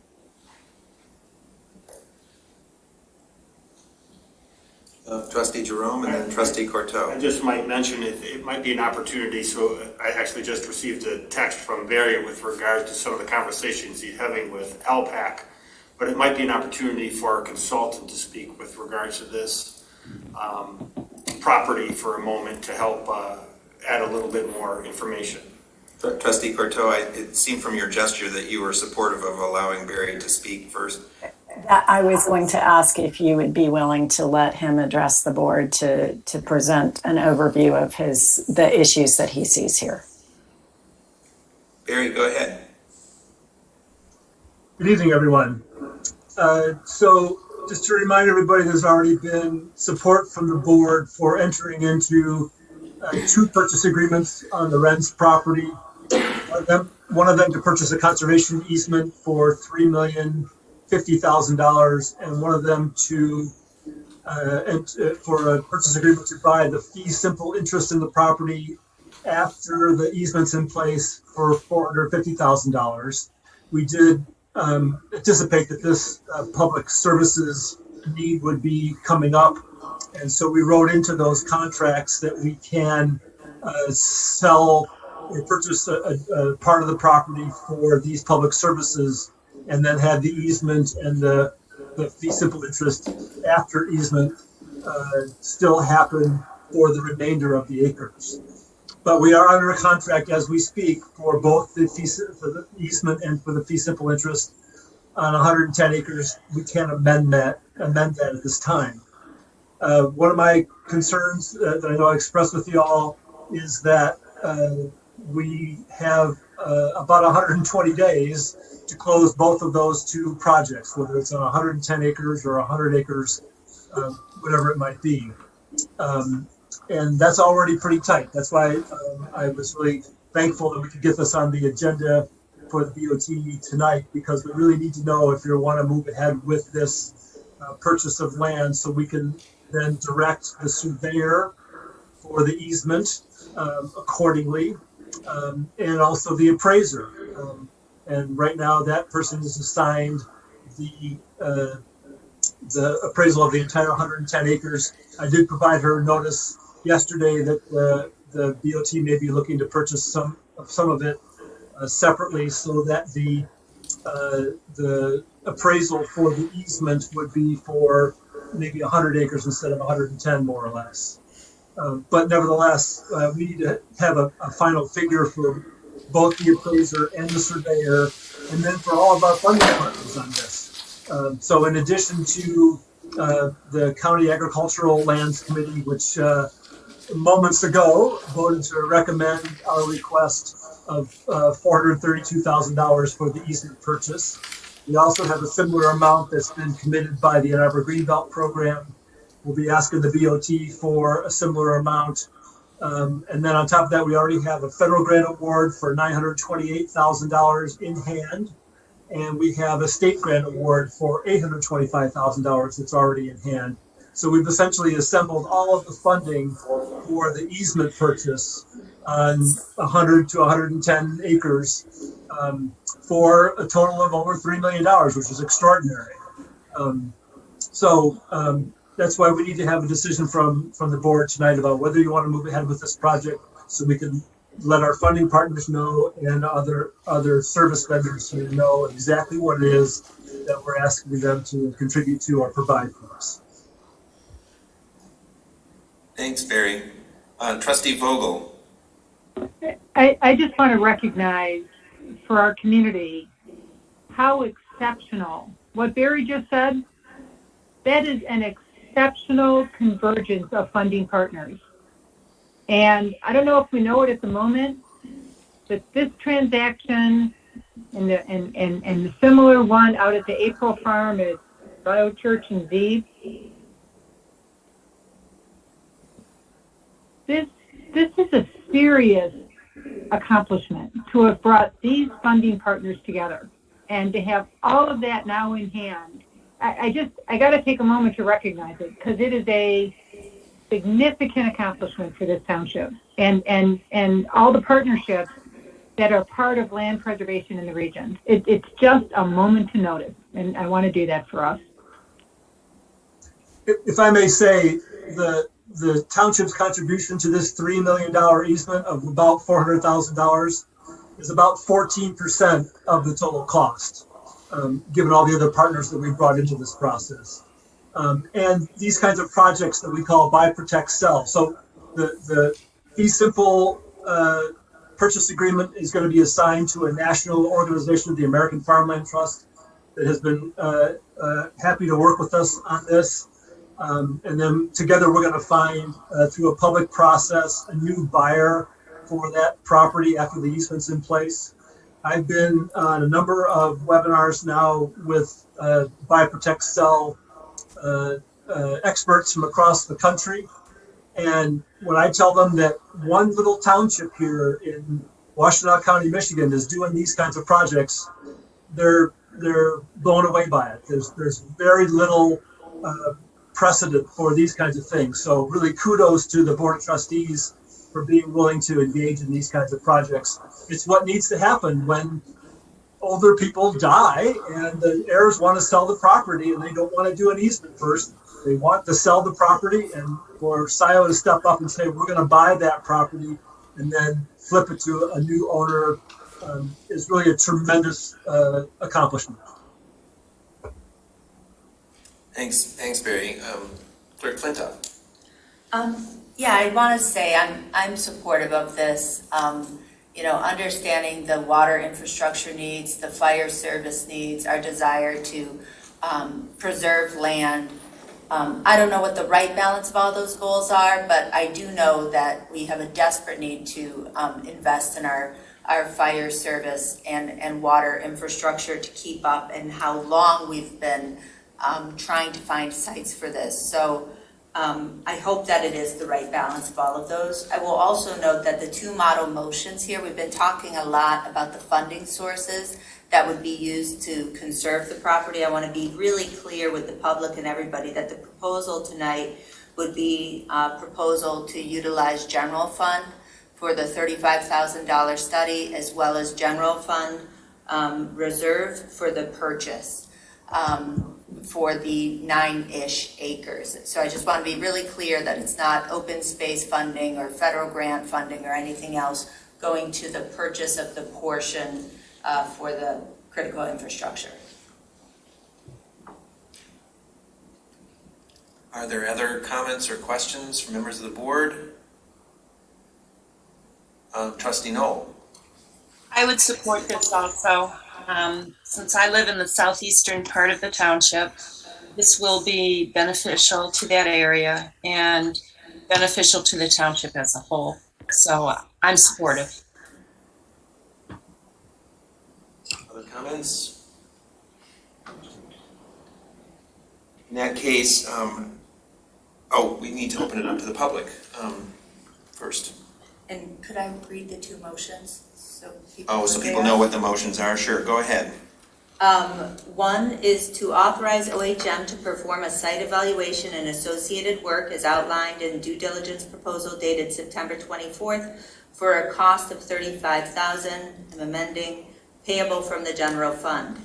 The second amended model motion is to direct the township attorney to take all steps necessary to purchase the identified 9 acres of land for not more than $300,000, including all associated costs payable from the general fund reserve, and to authorize the supervisor and clerk to execute all necessary documents to finalize the purchase.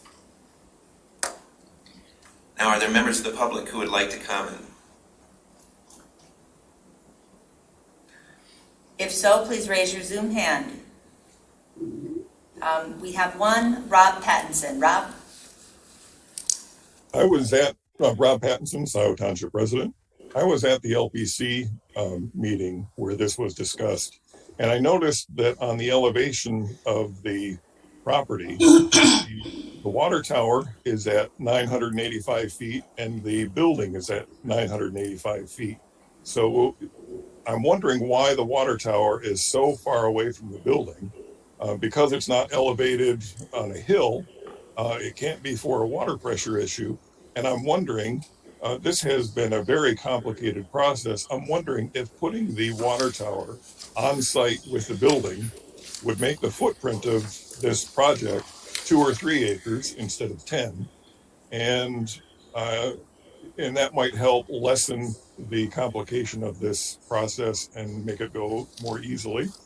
And I have to say, as a resident, that Barry Lonick is worth his weight in gold to the township and to the LPC. Thank you for all you do. You are seriously able. Thank you.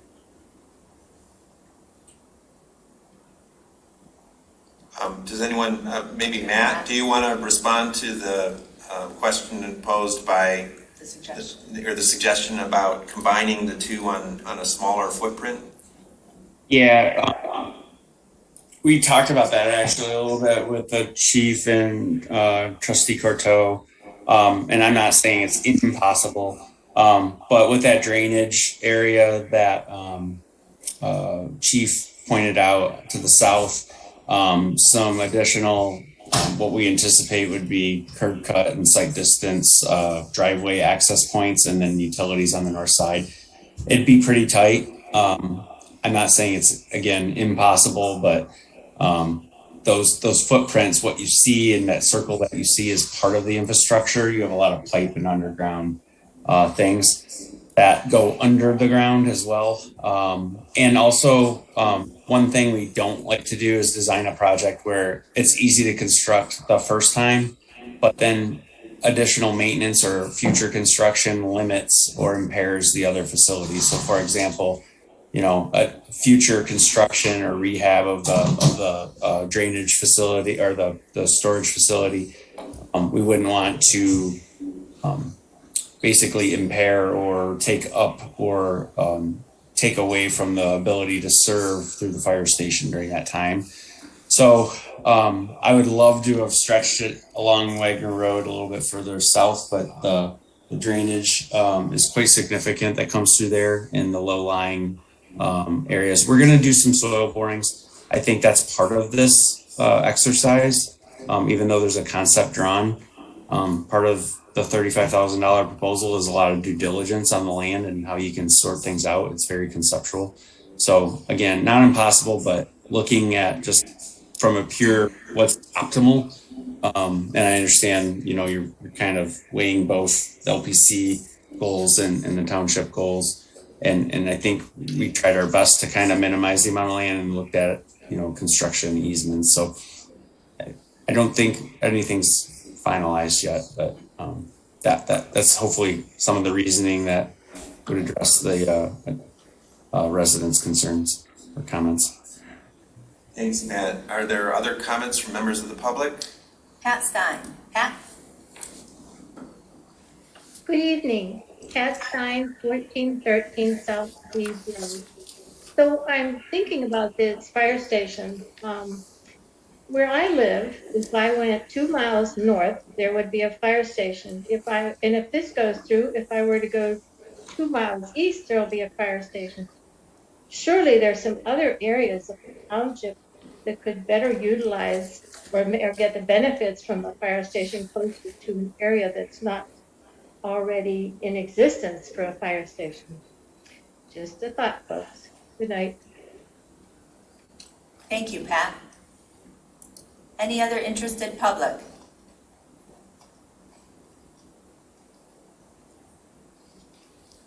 Chief, did you want to see if you want to respond to that? I guess, yeah. Do you want to respond to this question from Ms. Stein? Sure, I'd be happy to. So, I suppose when you look at, yes, she would have a fire station 2 miles north or 2 miles to the east, but that would put the stations 4 miles apart. And she just happens to be right in the confluence of where they'd be closest together. Does that make sense? Well, and doesn't the location of this fire station have a lot to do with the density, the residential density of that corner of the township? So there's a compelling interest in putting it there. Absolutely, yep. That gives us much quicker access to that southeast corner of the community, which is well developed, as well as much quicker access to the eastern side of the township, southern side, as well as many of the areas along Jackson.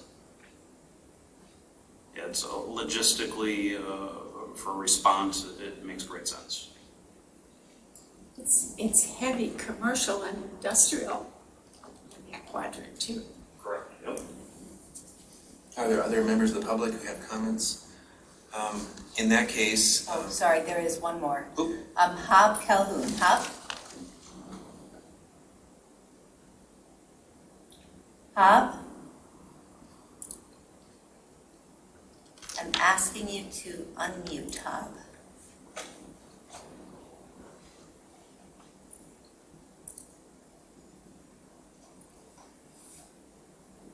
Hab, are you? We may have to come back to him. Well, I don't know what to do. Well, are there other members of the public who wish to speak? Oh, he took his hand down. Okay. In that case, why don't we take these model motions one at a time?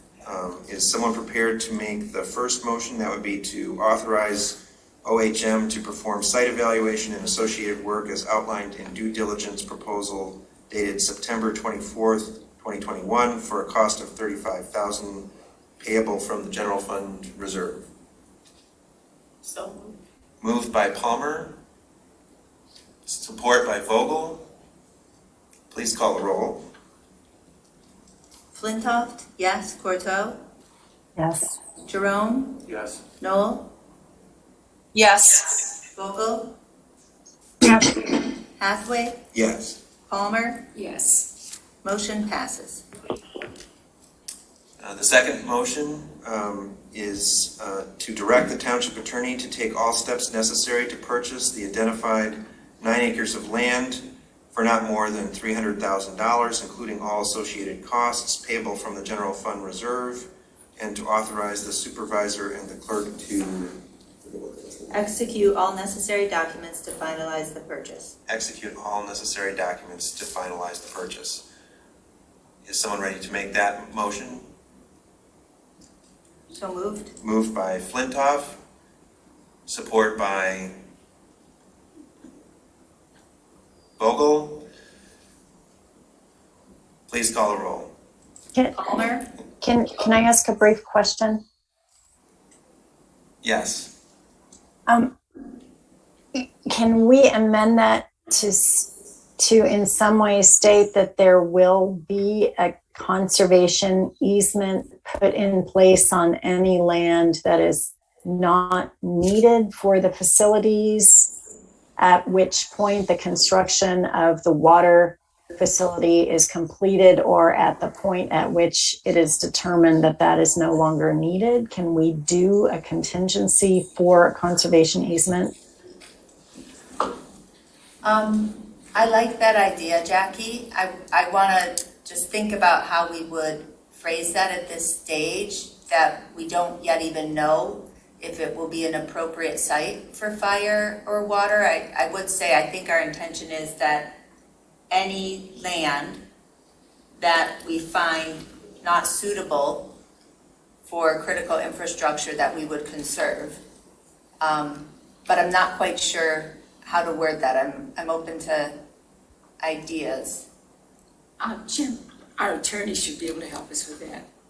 Okay. If we may just add a general sentence that any land not used for the water tower or the station will go back into the LPC preservation piece. And he could do the wording. Okay. Thank you, Treasurer Palmer. So with that intent and with the, I guess, the direction that the township attorney will further modify the agreement to purchase? You know, I don't know what it will be. But let's put that intention to direct the township. Well, it's the same as not to exceed $300,000. The Yeah. intent is the township attorney Exactly. will maximize or minimize the building envelope to maximize the conservation potential of the parcels There you that go. are left outside There of you the go. building site. Right. Okay. Do you want to try and read back the motion now? I just did. Direct the township attorney to minimize the building envelope. And maximize. And maximize the conservation easement of the parcel. Perfect. That's it. Okay. That's what we're trying to do, is Parcel. conserve as much as possible with providing a suitable site for water storage and a fire station. Exactly. All right, may I give, we have a motion on the table and it's seconded. I'd like to amend my motion. Okay, I was just going to say, is that a friendly amendment to your motion? Yes. So should I read it again so we're all clear? That would probably be a good idea. To direct the township attorney to minimize, to take all steps necessary to purchase the identified 9 acres of land for not more than $300,000, including all associated costs, and to minimize the building envelope and maximize the conservation easement of the parcel, to be payable from the general fund reserve, and to authorize the supervisor and the clerk to execute all necessary documents to finalize the purchase. And is that still seconded by Trustee Vogel? Yes. In that case, please call the roll. Okay. Hathaway? Yes. Palmer? Yes. Flintoff? Yes. Courteau? Yes. Jerome? Yes. Noel? Yes. Vogel? Yeah. Motion passes. Thank you, Mark. Yay. I was going to suggest that we take maybe a 5-minute break and then continue to the next agenda item. For recess? Yeah, recess. Is that acceptable to everyone? Sure. So Yes, the please. board will stand in recess at 9:02, returning at 9:07.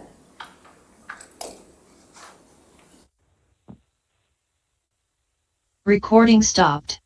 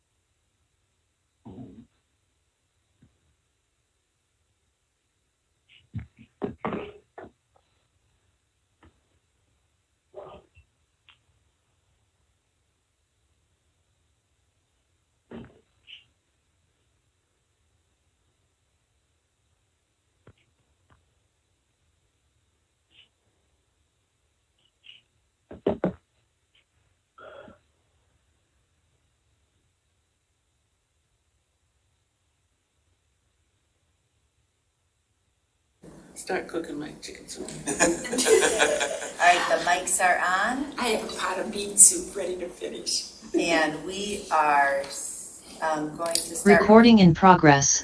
And the Board of Trustees is returning from recess at 9:09 p.m. Will? So our next item is item J6. This is possible action on proposed ordinance amendment to Chapter 36 zoning article Roman numeral 12 sign regulations. And I think, I hope, Doug is here. Doug is still here with us.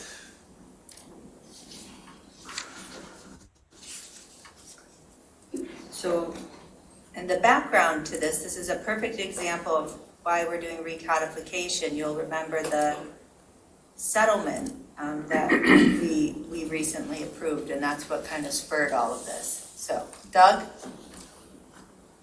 Hello. Everybody hear me? Yes. Okay. Clerk Flintoff is correct in kind of what we were tasked to do and why we were tasked to do it with the sign ordinance.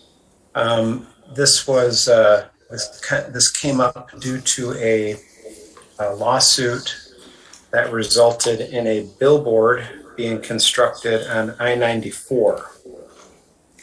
I'm certainly not the attorney that tried this case, but the attorneys for the billboard company indicated that our language was content-based because it talked about on-site and off-site signs. And they argue that the only way you could tell if it was an off-site sign is if you read the content of the sign. And they prevailed. So we took that direction from the township attorney, Jim Fink, to embark upon an amendment to the ordinance to correct other parts of the ordinance that might be content-based, as well as the section that resulted in the new billboard on I-94 that was tried. In addition to that main reason for this amendment, there was another lawsuit that occurred with regard to the Meyer outlots at the corner of Jackson and Zeeb. We were limiting those stores to a certain amount of signage based on the frontage of the store.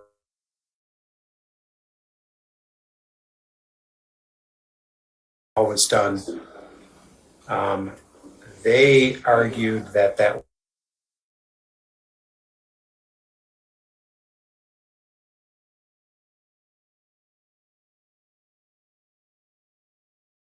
lot. So they in effect had two fronts, and we did not agree with that. We denied their request. They went to the Zoning Board of Appeals. The Zoning Board of Appeals did not agree with them, and so they took the township to court and prevailed in court. So that wasn't the reason for the ordinance amendments, but because that was out there, we thought we would correct that issue as well. One of the things they always say is if your zoning ordinance has been subject to a lawsuit and the folks who are suing you win, that's a good time to change your ordinance. So we had two lawsuits. We're trying to correct both of those issues that came out of those as a part of this amendment. And in addition to those two lawsuits, we took the opportunity to modernize some of the current regulations within the zoning ordinance to recognize things like electronic message signs. We have been allowing electronic message signs for a number of years now, and have been relying on a part of the ordinance that was relatively vague. So that has been corrected. We have new electronic message sign standards as well as glare standards for those signs. So that's a brand new section. And then another important section that we added is the very first part of the sign ordinance. We added a substantial new purpose section to the sign ordinance. And work that we've done with other municipal attorneys indicates that a very strong statement of purpose and intent reinforces the regulation with which we are writing to help protect the health, safety, and welfare and advance the legitimate governmental interest. So having a very strong purpose section helped us, hopefully ward off future attempts at lawsuits with our sign ordinance. So there were a number of reasons why the sign ordinance was up for amendment. And then a few things that we just decided to fix since we had the document open and we were making changes. We decided to make some changes to the sign ordinance to kind of bring it up to more current standards. The Planning Commission held a public hearing on the sign ordinance on August 9th. I think we had a few comments at that point. Planning Commission had some additional comments. We think we reviewed the sign ordinance at least 2 different Planning Commission meetings, made all of those changes, came back to the Planning Commission. They then passed, they recommended adoption of the sign ordinance to the Township Board at their September 13th meeting.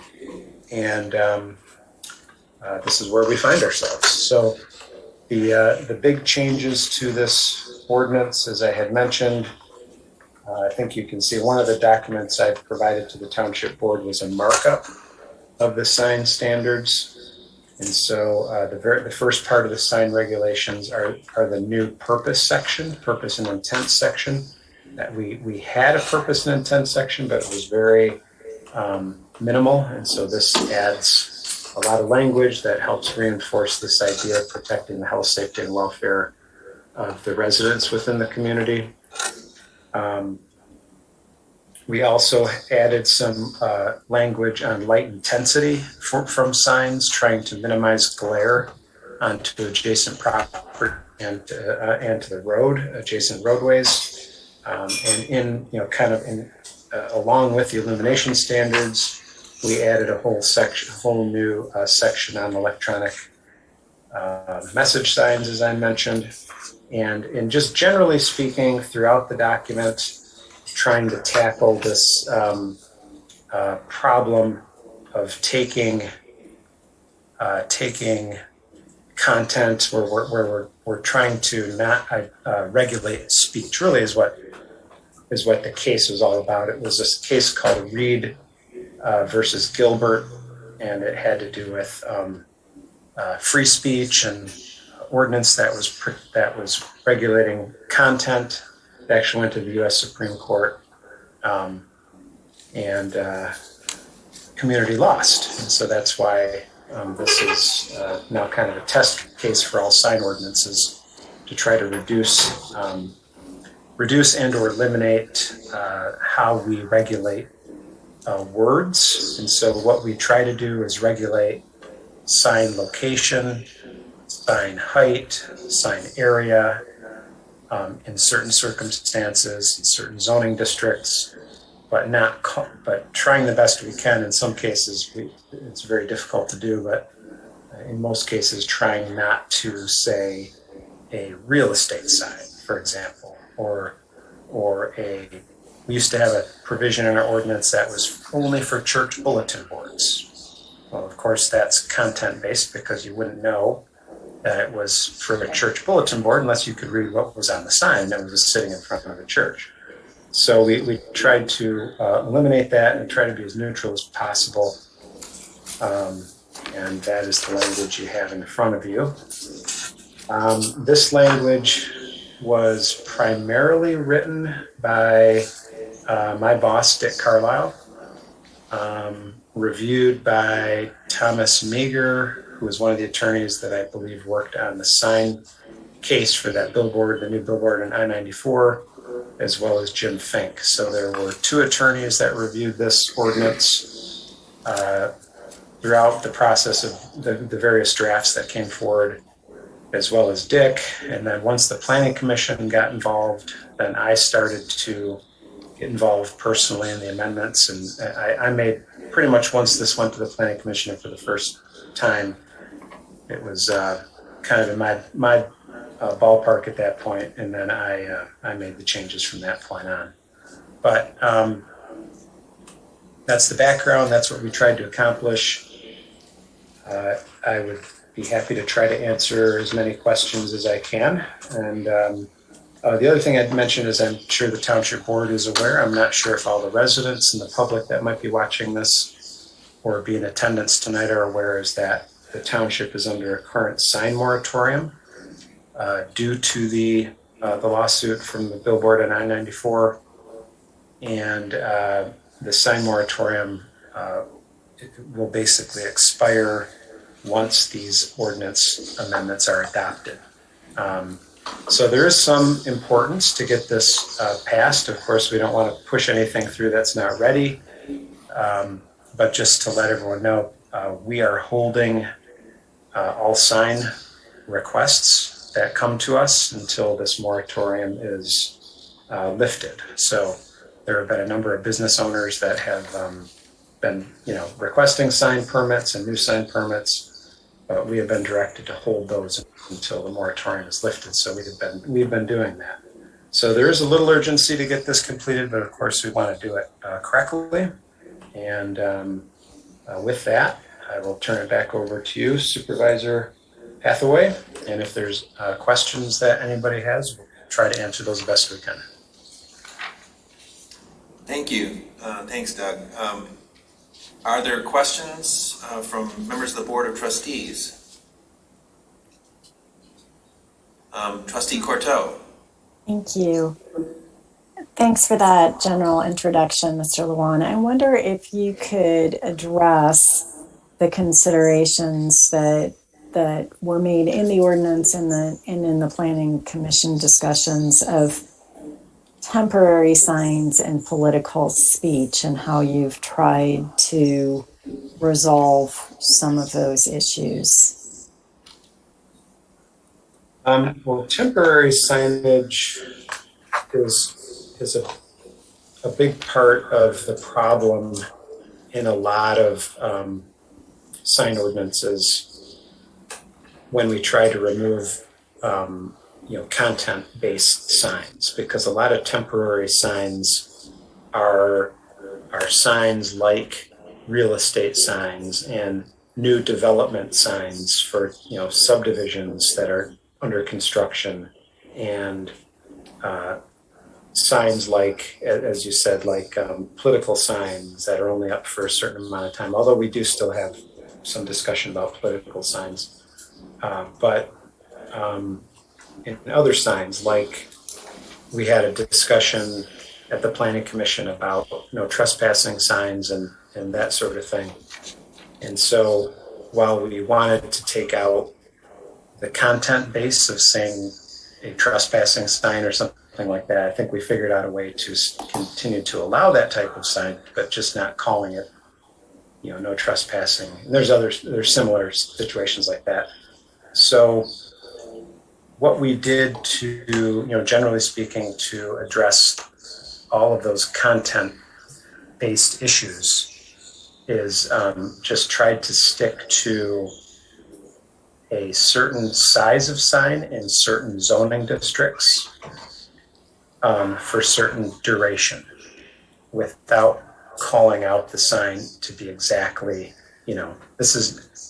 for example, we don't call out a garage sale sign, but we do say, all residents can have a size sign for a certain period of time, with so many events per year. We don't call those events garage sales, but we we would still allow that kind of sign, but we had to figure out some creative ways not to call it a garage sale sign. Might that allow people to put up, see the benefit, backtracking a little bit, and who's worked in zoning for many years, it's easier to just call something a garage sale sign, because then we know it's a garage sale sign because someone's having a garage sale, and we can easily regulate that. But we've been told that we can't do that. We can't just call something a garage sale sign. So we have to be a little more creative in just allowing a certain size of sign in the residential zoning district for a certain period of time, with the understanding that that's probably what a garage sale is. However, that, in theory could lead to people putting up temporary signs saying just about anything, which, we're not supposed to be able to regulate language anyway.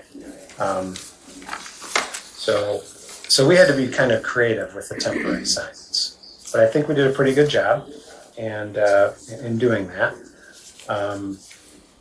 And without, getting into exact specifics of each section, that's how we've tried to address those kinds of signs. Thank you. Are there other comments or questions from members of the board?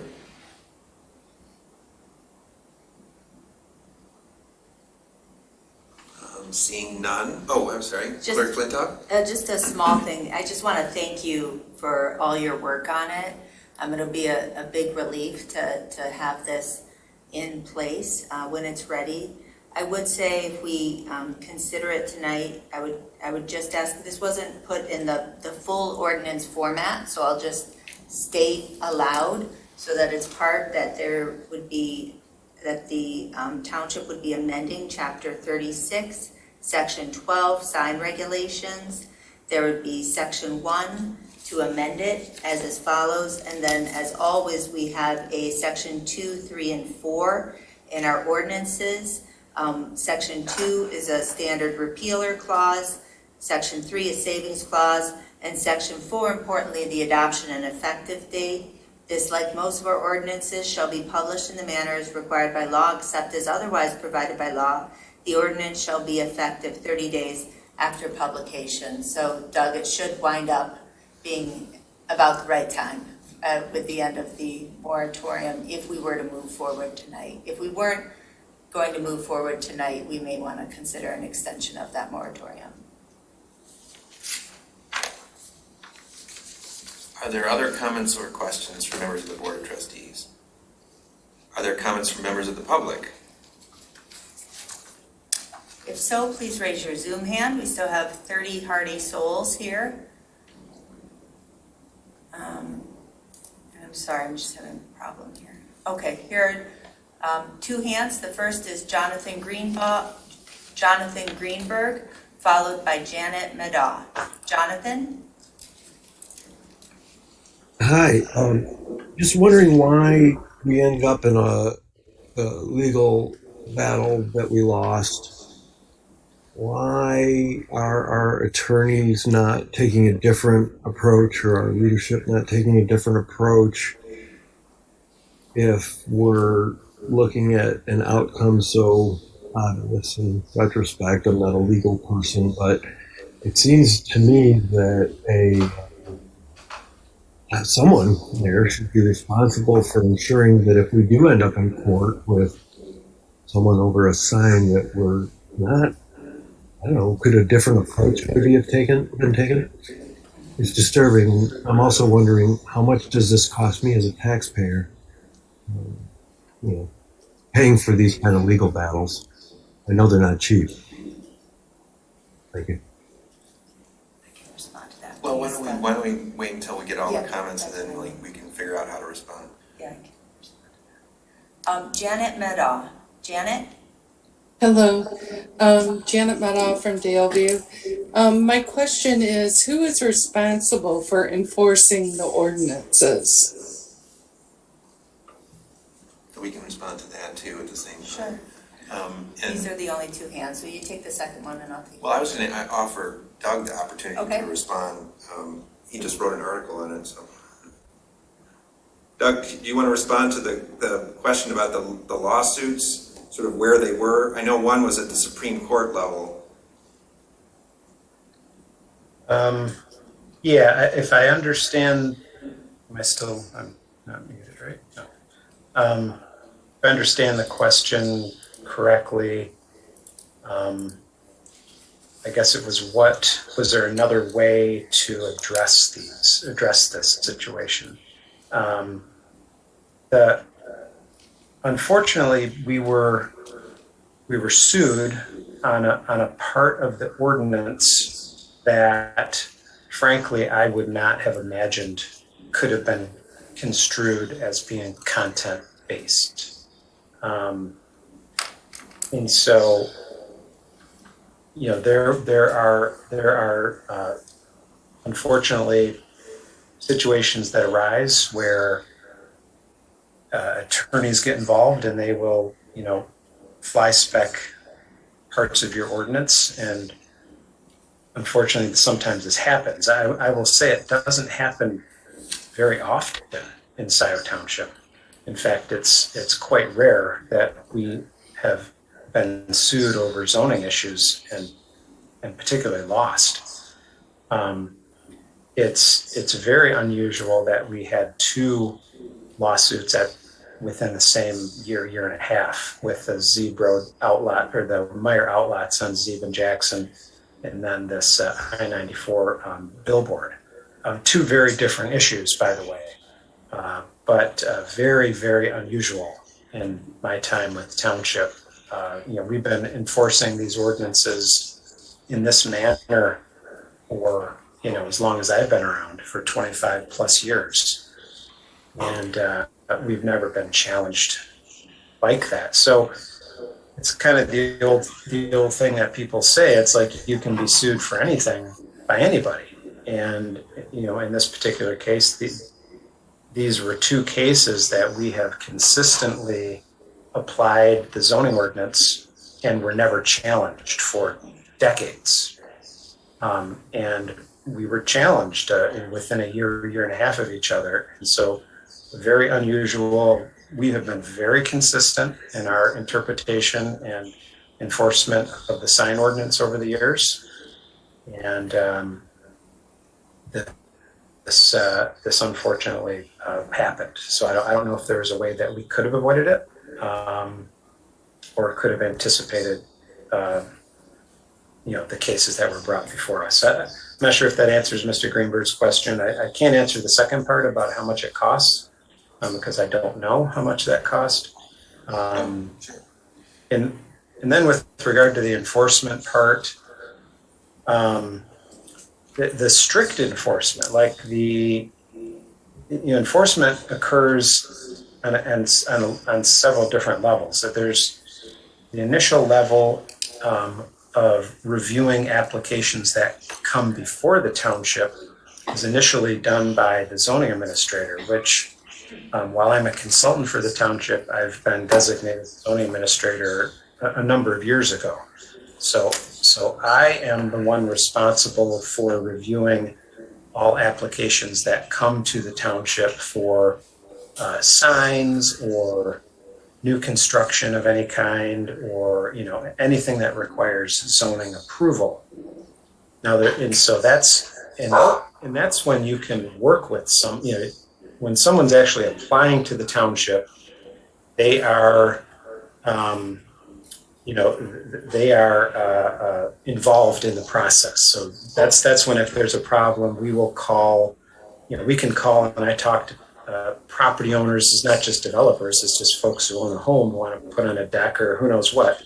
And so we talk with them, and we can usually work things out, or we send them to the Zoning Board of Appeals. That's a set process. That is part of the whole enforcement train, if you will. Now, where unfortunately sometimes property owners, developers get off that track, they kind of do things without asking permission, which unfortunately happens sometimes. Then we get into more strict enforcement of the ordinance. The township does have an enforcement official, and then they are notified of ordinance violations. And these are usually cases where people have not applied for any kind of application. They just sort of go about something without approval. And then we have to deal with that as well. And by the way, most of those cases are probably 90% of those cases are resolved with no further action other than a phone call. It's the 10% that is the problem that doesn't want to comply. But that's an overview of kind of the enforcement. So the township does enforcement. Zoning administrator, myself, is sort of in charge of all of that. And then we do have an enforcement officer who will go out to sites and check properties where complaints have been made. That's kind of how it works in the township currently. And you wanted to address the cost issue. Sure. Yeah. Briefly, to Jonathan's question, the case that resulted in a settlement, including the billboard on I-94, bridged both boards, and most of the deliberation happened with the prior board. This board settled it. And, speaking in general terms, I felt very good about the counsel we got, about the approach we took. Yes, there were, I think, outcomes that would have been worse than the billboard along I-94. In terms of how we finance such attorneys' costs, the township carries insurance for just this sort of thing. So Tom Mager is an attorney that was assigned by our insurance company that we've worked with, and has access to a lot of other attorneys. And what we quickly learned was the plaintiff in that, because I remember I got served, it was like one of the first days of the pandemic, the plaintiff actually has served quite a few townships and other communities. So it's a strategy. It's a big company. It's a strategy looking for weaknesses in township codes such as ours. And again, I just want to underscore, we've done a great job of being consistent in our zoning ordinances. They get refreshed more often than do the first 35 chapters, which is why we're doing the recodification after 13 years. May I briefly respond? Sure, go ahead. I just wanted to thank both Doug and Jessica for the responses. I also would like to call to attention the number of times I heard the word unfortunately with regard to this. And I'll leave it at that, but it's here we have. Fair enough. Are there any further comments from members of the public? If not, is someone prepared to make the model motion, and that would be to adopt the proposed ordinance amendment to Chapter 36 zoning Article 12, Article Roman numeral 12, sign regulations as presented? So moved. Moved by Jerome, support by Falmer. Please call a roll. Courteau? Yes. Jerome? Yes. Noel? Yes. Vogel? Yes. Hathaway? Yes. Palmer? Yes. Flintoff? Yes. Motion passes. Ordinance adopted. Thank you, Doug. Thank you. The next item is item J2, and this is the possible action on the City of Ann Arbor water supply resolution. I just want to introduce this briefly. This is a resolution modeled very closely after one that was adopted by our neighboring township, Ann Arbor Township, Ann Arbor Charter Township, and the argument in a nutshell is that Ann Arbor, the City of Ann Arbor, is considering the possibility of getting its water supply from a different source, bringing it in from through the Great Lakes, I forget what it's called, the Great Lakes Water Authority, and instead of locally, and this would be instead of its of the current source of water that is supplied to both Ann Arbor Township and Scio Township, at least where we have water supply. And so as one of the larger customers of the city of Ann Arbor's water utility, it seemed incumbent on us to take a stand. And so I'm joined together with Trustee Courteau and Trustee Knoll to co-sponsor this resolution.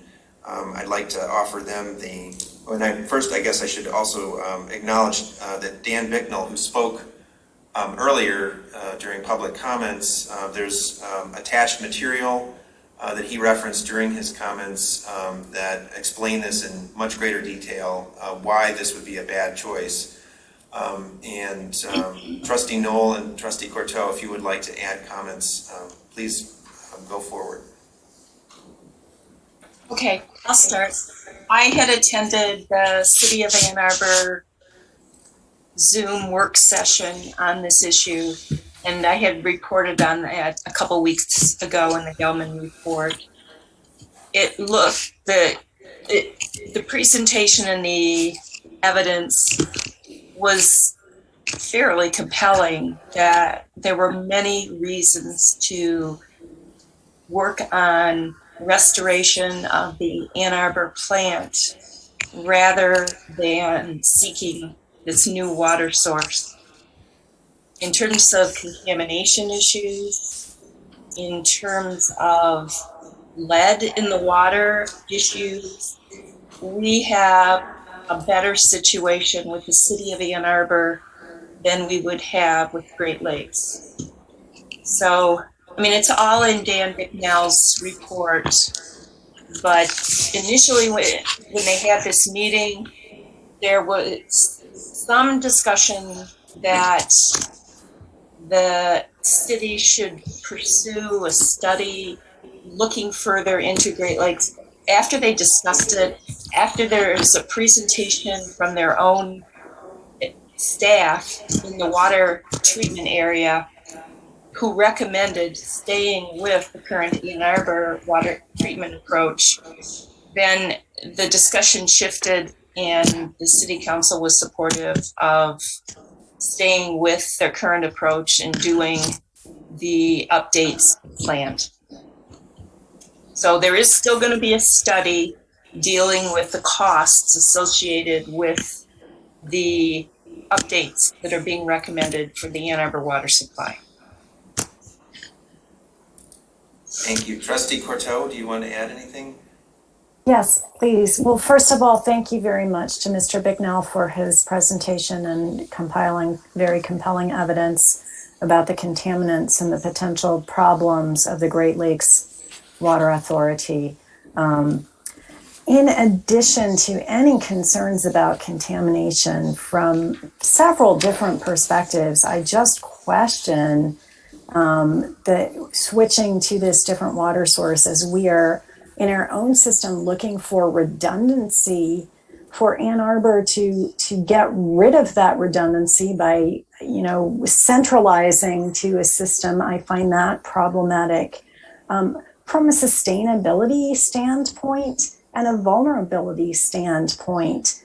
The more you pump water, the more energy you use. As Planning Commission Chair Culbertson has pointed out, when Ann Arbor has been doing their energy analysis, they're finding that something like 50% of their energy use is for pumping water, for water treatment and sewage treatment. And if we're going to double, triple, quadruple the distance that we're pumping that water, we are going to greatly increase energy use. So for all of the reasons outlined in the GEA report, and for additional concerns about redundancy, about energy use, and also then to vulnerability. If you have all your eggs in one basket and something happens to that basket, it's a problem.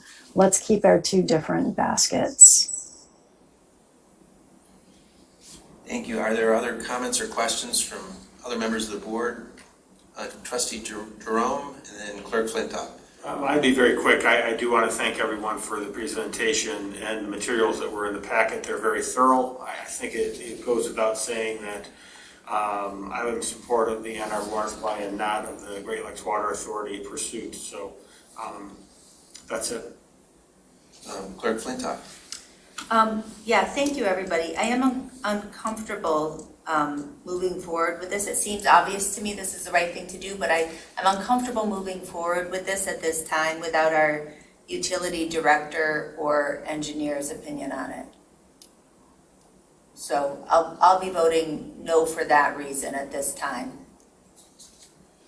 Are there other comments? Trustee Knoll. You're muted. You're muted, Kathy. Sorry, it's getting late. Jessica, I had talked to Steve about the Ann Arbor presentation the day it occurred. He was going to watch it. We didn't talk afterwards, but he was aware of the issues, and he was, I think he's supportive from our conversation. And is there a time, what is the time sensitivity for this resolution? I don't know, Trustee Knoll, do you have a better sense of that? I don't know. Oh, here's our utilities director. Oh, good. And just one more thing too, the last sentence on the, there's some text that needs to be cut. At the very end, now therefore be it resolved. Somebody forgot to cut, determines to resume in-person meetings commencing with its July 13th, 2021 meeting. Oh, the template. All right. Okay, sorry. Steve. Yeah, good evening. Well, I apologize, Kathy, I was unable to watch the presentation, so I will look at, trying to look at the recording, so I don't really feel like I'm able to provide any information Okay. tonight. I do know that, I've been on the, used to be DWS, GLWA now, and it's high quality water, and the city of Ann Arbor is high quality water as well. So I haven't seen any of the financial information or been able to review the material that was presented tonight. Okay, thank you, Steve. Matt, do you want to add anything? No, I think Steve pretty much echoed what I would say. A lot of our communities we represent are on GLWA water. Ann Arbor has really good water. It's really a financial thing and sustainability thing, honestly. So, I think there's a lot to consider. That's a big decision. So, there's a lot of moving parts and pieces. So, Thank you. If there are no other members of the board who have comments, are there members of the public who would like to comment? If so, please raise your Zoom hand. Rob Pattinson. Rob? Just to add another data point, the Ann Arbor water supply project was $100 million plus, and the Great Lakes water project was $300 million plus. So that was a giant factor in that, as well as Dan Bicknell's concerns. Thank you. Thank you, Rob.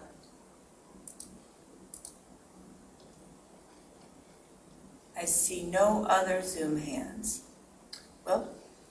In that case, with the correction to the last line of the resolution in the resolve clause, removing that extra text, is someone ready to move the model motion, which would be that Scio Township Board of Trustees adopt the attached resolution urging Ann Arbor City Council to improve the city water treatment plant in lieu of purchasing water from the Great Lakes Water Authority? So moved. Moved by Coteau, support by Knoll. Please call the roll. Jerome? Yes. Noel? Did you call me? Yes. Noel? Excuse me. I'm trying to change up the order. Okay. Vogel? Yes. Okay, thank you. Hathaway? Yes. Palmer? Yes. Flintoff? No. Courteau? Yes. Resolution adopted, 6-1. Okay, that brings us to reports.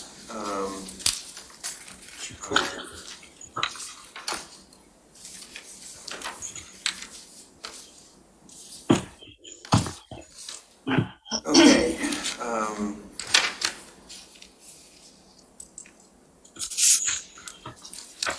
So the first set of reports, H1, are the regular reports, and then we have regular report from our utility director.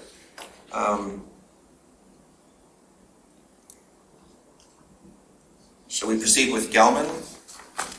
Okay, there's no Gelman report tonight, Oh, so that makes it easy. all right. Then I will again defer and let the clerk go next. Sure. Thanks, Will. Yeah, a couple updates. One is redistricting. Thanks again to Clerk Kestenbaum for being here talking about the reapportionment at the county level. As you probably remember, Prop 18.2 changed the Michigan Constitution to create this really progressive Michigan Independent Redistricting Commission, Voters Not Politicians campaign, you may remember. They're hard at work, and they're actually very close to having the maps that will be adopted by the commission by November 1st. Final maps are going to be determined by the end of December. Now, this is all based on 2020 census data. The pandemic put a delay on the census. So these decennial processes that happen that affect our federal, state, county, all the way down to the voting precinct, is all, the time is going to be a little crunched because the census data has been pushed back. That said, we are going to have changes in Scio Township to our districts for U.S. Congress, state senators, and representatives. We're getting a good sense of how they're going to shake out, and it very well may require me and Mary to work together to redraw some of our precinct boundaries in order to avoid splitting some precincts or ever going over the maximum number of voters per precinct, which is 2,999. So definitely precinct 7, we're going to be making some changes, some of the others. All of these changes are going to be happening this fall and in very early 2022. And so I'll be coming to you later on in the winter with a budget amendment request for the notification of all of our voters, as well as convening the election commission, which is Donna, Will, and me for certain activities. And it'll be a flurry of activity through, I'd say, February or March. This should all be settled. Second of all, I want to thank Donna and Will for connecting with the auditor to make a plan for moving forward. Will notified us about the extension to the audit, so the 30-day extension, and we're still on track. The thing that's been sitting is the MD&A, which is the management letter. So Donna and I will sit down together. The review of the financial statements have been done for about a week and a half or so. So those are ready. And Plant Moran, if all goes well and we get them the management letter this week, they said they'd be on track to submit on time, which is it now October 31st or November 1st? October 31st? Well, I think is the 30-day? November 1st is the actual extended deadline. So okay, until November 1st. Before then is correct. Yeah, but there's a series of filings, so you can't ever push it up to within those last couple weeks. And in terms of I know there's been questions about the impact on the ARPA funding. I know there was confusion because there's a lot of information going around about ARPA funding for the federal direct, the cities and counties who get the money directly from the feds. We get it via the state treasury, the NEU. I've sent that link a couple times. I shared 2 weeks ago or more with the board that our application is pending due to audit review. You can see the status. It continues to be pending due to audit review. The state does hold up money that is state money, like revenue sharing or other state funds that we might have if we aren't up to date with our audit. I don't expect that to happen because we are ready to submit. The auditor did clarify that the ARPA funding, because it's got some special protections around it, may not be held up, but I would just prefer to not even find out if it's going to be treated differently. And that is it. Oh, and I did have a question for Will or anybody, or maybe Jackie. I was curious about why we removed the assertion of authority to approve the land use master plan. I thought that was something we mentioned just last night at the joint hearing, so I was just curious about what the thinking was on that. I can address that during my report. Or Trustee Corto, if you prefer.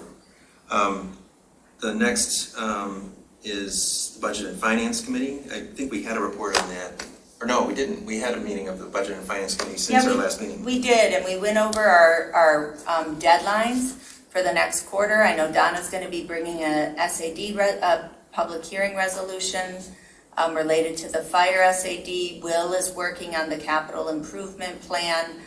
There's a lot of work that we've got to be doing along with some of the deadlines. The biggest thing I have on my plate, and why it's, I'm so disappointed that the board continues to not talk about some of these immediate needs. We have the chart of accounts, so to stay on track with the state deadline for us, we need to get that implemented. So again, look forward to the conversation.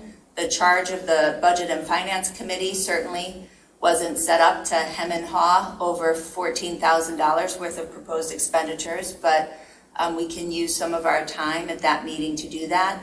We also need to finalize our grants policy to make sure we're lined up for any forthcoming state or federal grants that we get. That's it. Treasurer's report? I don't have anything for tonight. Dexter Library Board. That's a new one. It's on the list.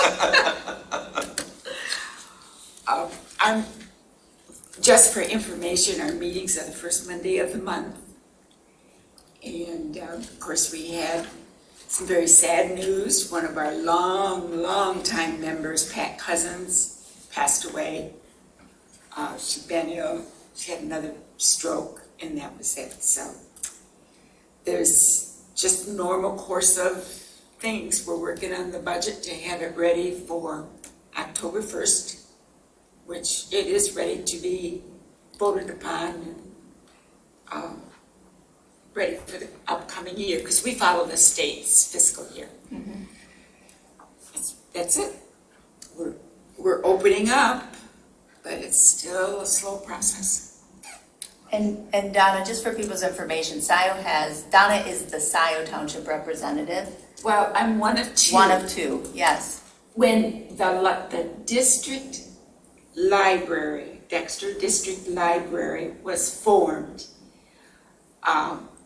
it was set up so that the boundary is the school district. This is typical of any district library. So there's 2 representatives from Webster Township, 2 representatives from Scio. The other person is Barbara Davenport. There's representatives from the village. There's a representative from the school district, and 2 representatives from Dexter Township. These are all townships within our Dexter school district. And was how it was determined. A little bit more history. Way back when the library, before it became a district library, we received from each of these areas $2,000 a year to run the library. And we did. Well, then, as the need in the area and the service grew, we were a district library at that point and we could go out for a millage request, which we did. And the support is phenomenal for the library. So that is what we've done over time. As you know, anyone who's been here any length of time, we built a library, went from a little tiny building, which is now the barbecue place. That was the library at one time. Then it went to another house, and then we bought a building, and now we have our own building for a number of years, and one of the best in the state. So we've grown a lot, and that's just sort of a little bit of the background, but if you've never been to the library, please come. It's fantastic. Thank you. It's a very nice library. I'm sorry to hear about Pat. Yeah. Yeah. She was a great lady. Planning Commission, Trustee Corteau. Thank you. So, as you all know, the Planning Commission has been hard at work on the master plan and does request that any final comments be submitted by the end of this week. In terms of the review process, I will actually defer to Supervisor Hathaway and Trustee Jerome and Mr. Luan, if he is still here, who have been around for various of the previous iterations of the master plan. But I just want to say that the state ordinance does allow for either the Planning Commission to do the approval of the plan, or for that to be a recommendation to the board and for the board to do it. Scio has always had the Planning Commission do it because it's a document that guides the vision of the activities of the Planning Commission. There doesn't seem any real reason to change having the Planning Commission have that. So again, I will defer to others to explain that history and convey that reasoning. The only other brief point from the Planning Commission is that the Sustainability Task Force will have its next regular meeting on Thursday, October 7th at 7. And the Land Preservation Commission? LPC met as usual to consider properties and is working on further development of the buy, protect, sell policies that Consultant Lanik referred to, and is also developing additional materials for communicating with applicants to the program, including an FAQ document to address questions that people might have about how the process works and the timeline.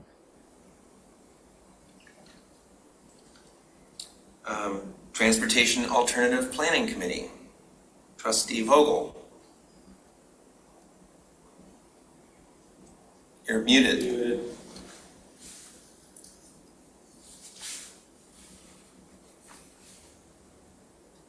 There you go. So similar report to last time, the construction on Parkland Plaza will start on October 6th, I believe it is, with the intention of being finished by Halloween, the 31st.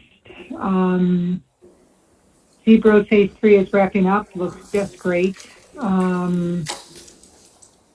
Work continues to move forward very assertively on just a number of funding options. And an emerging primary focus within TAP is the public input process going into later 21-22.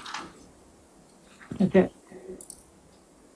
Thank you. Parks Advisory Board, Trustee Jerome. Theres no real update. We meet this coming week. However, I will continue, and Jackie, you'll have to remind me, I think it's the third. We continue to have our parks walks in conjunction with the parks and LPC of a lot of the properties that we've now been able to preserve. I know Sloan is upcoming, and what was what did we settle on finally? I know our intern is giving a special presentation with regards to one of the parcels. Do you remember, Jack?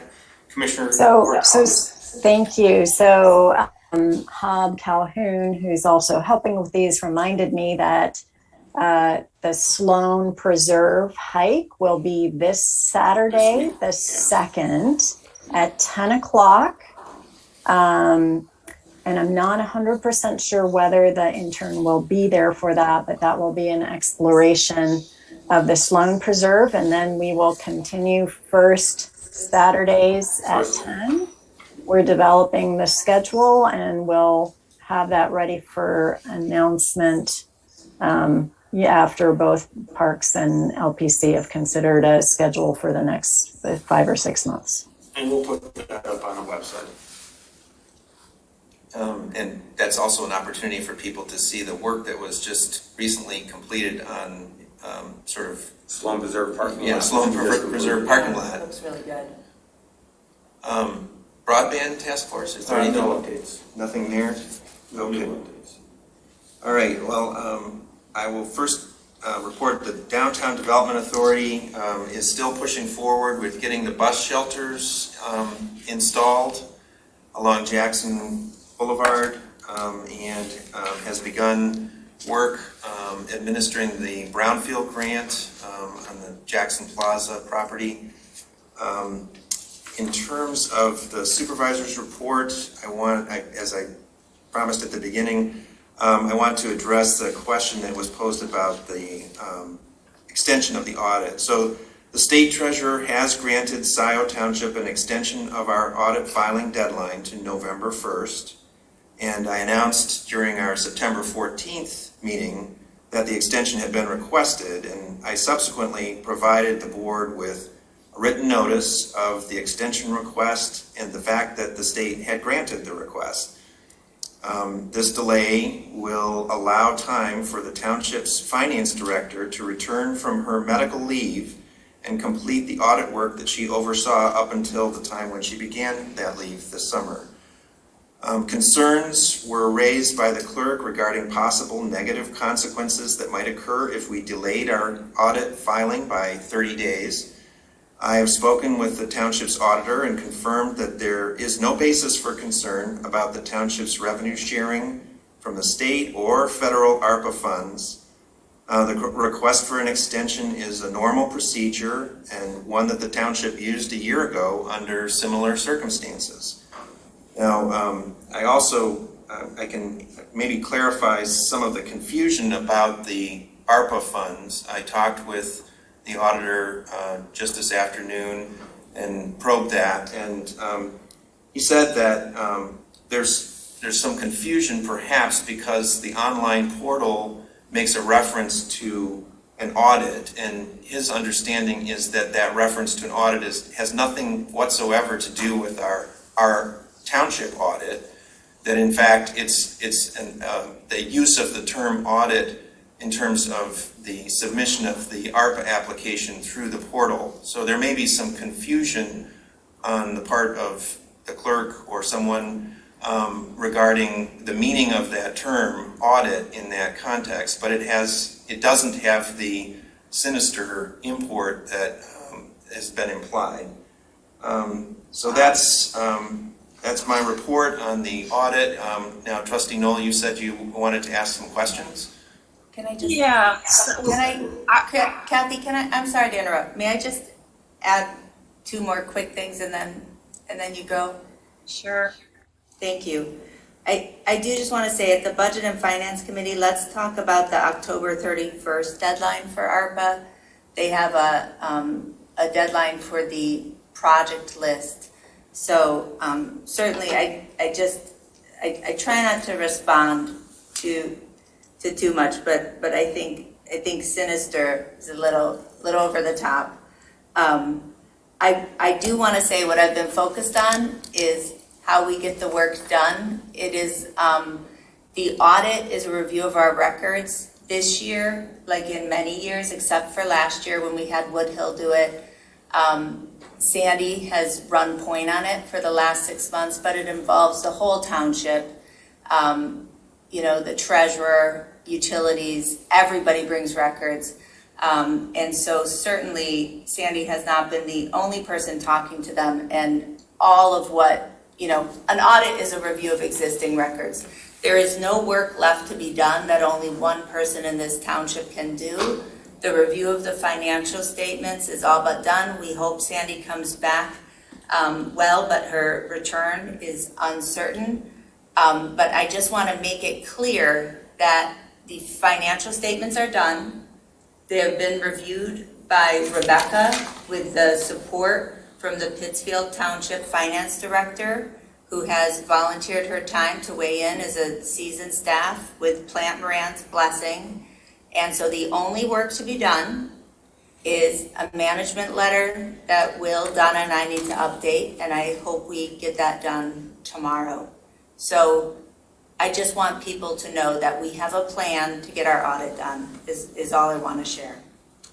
Trustee Knoll, now you may proceed.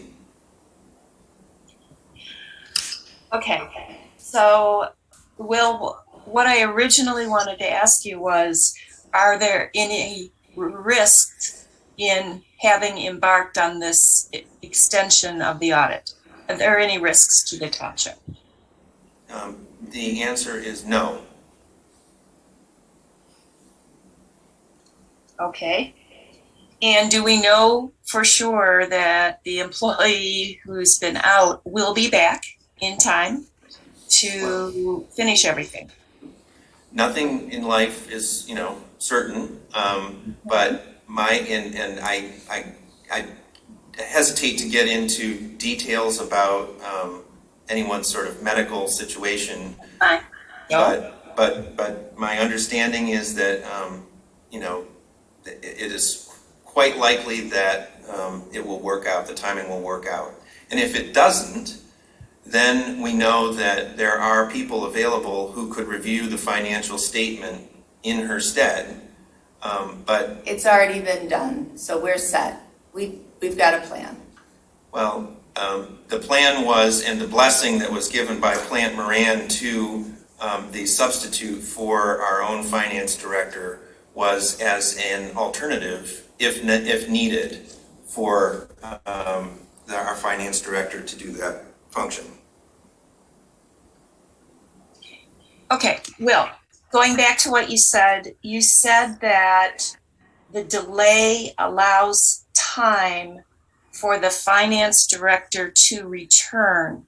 So when I asked you my question, I was basing it on some of what you had said earlier. It sounded like there was some certainty in the timetable of her return based on what you said. We can't know, Kathy. I don't want to talk about somebody's Okay, that's return fine. date. That's fine. But so, Will, you're saying there's no risk in having done this now at all? Well, there's no risk inherent in seeking the extension. There's nothing inherently risky about it. And as the clerk has pointed out, we do have someone who can serve, at least one person who can serve as a substitute for our own finance director in the task of reviewing the audited financial statement, which is the step that our finance director will complete when she returns. So maybe we don't need to wait that long. Maybe we can do it sooner. I just want to say, Donna and I talked today or yesterday, I can't remember which day. I think we have a plan to get everything queued up and ready. There's some sequencing we can't miss. It's not a wait to the end sort of a thing. It's, about 2 weeks ahead of time, everything has to be to the auditors so that they can do their processing to get it all. So I think we have a plan A in place, and if our finance director comes, a plan B, or if we have more people to do the work than Ken, that will be lovely. Or you could refer to our finance director coming back as plan A and the substitute from somewhere else as plan B. Either way, Will. Okay. And just to clarify, I asked the auditor when the sort of cutoff date is, and they need to have everything from us by October 13th. Okay. Are there other questions? Nope, that's it. I will just say, yesterday they said by the end of this week. So again, let's just get it done.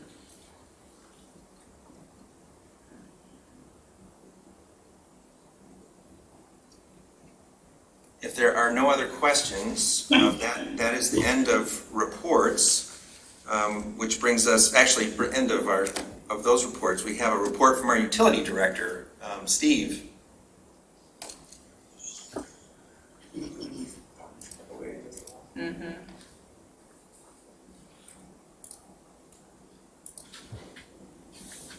All right, Steve is coming in. Steve, thanks for bearing with us. And welcome back from vacation. Yeah, thank you very much. I thought I was going to skip out on getting my report, but we'll remember just in time. Good evening again. So I just returned from vacation last night, had a great time up in Alaska. It was really amazing. It's kind of strange to come back to warmth here in Michigan. So anyway, last week we welcomed Dave Podvoisky to our team as a utility technician. Dave brings a wealth of experience and knowledge as a field supervisor up in Hamburg Township. I'm really looking forward to working with him. Hopefully I can introduce him at one of our meetings. He's going to be a real asset to the township. Very pleased with that. I'm also pleased we recently purchased a brush hog or a brush cutter to help with getting rid of some of the overgrown areas. We can use this for some of the pathways. We've used it at our parking lots. We've also used it at 7970 West Liberty at the farm there to make that look a little more presentable. And then we have several easements throughout the township that have not been maintained over the years. So we're going to use that to make those accessible in case we have a water main break or a sewer problem in those easements. So really happy to have that. Like any new toy, it's fun at the beginning, and I'm sure it'll lose its luster after day-to-day use. Another item, we developed a pinhole leak on our Jackson Plaza Wagner Road booster station suction line. We've contacted Platinum Mechanical to come out and weld over the sensitive area, and they're also going to examine the areas around that. So we've been using the Liberty Road booster station in the meantime. And that's normal, we alternate between the stations, but we hope to have that taken care of within the next week. When did that happen, Steve? Pardon? Roughly how long ago did that happen? We became aware of it last week. Okay. Yep. So I just gave authorization when I got back today to have them take care of it. We recently completed our annual lead and copper sampling. We sent the samples off to the state for analysis. I don't expect any issues. This data is published in our Consumer Confidence Report. It's also known as the Annual Water Quality Report. As you know, our system's new, so we don't expect to have any lead results showing up. If we do, the source most common is the actual fixtures within the home. So when we get those results, we'll supply the homeowners with their results and then publish the results in our annual water quality report. And then finally, regarding Ms. Carey's question about the debt charge, yes, it was increased. The number that we show is the annual fee, which will be divided by 4 for the quarterly cost. And then that'll also be set dependent upon the meter size, distributed by the meter size. And that number was arrived at to both service the debt or the principal and the interest. We had only been covering the interest with the current amount that we had been charging. And finally, I'd like to thank Ms. Carey. She participated in our lead and copper sampling, and she left a vase of flowers for my wife, and my wife greatly appreciated that. So thank you, Jillian. And that's my report. Are there any questions for Steve? Just a quick request. Steve, in your next regular report to the board, would you be so kind to take some time for us to explain sort of the maintenance schedule. We heard a lot in the presentation last night from OHM about the importance of maintenance in terms of the I&I, is that what that's called? Yes. And how important the maintenance program. Matt talked a lot about some of the aggressive maintenance that we've done over the years that has really kept our system working well. So I'd just like to hear about kind of how you manage that and what the protocol is. Yes, certainly. Great, thank you, Steve. There also, I'm remembering there was a question posed during the initial public comments. Actually, it was Jillian Carey asked a question she hoped you would address during your report. It has to do with water billing.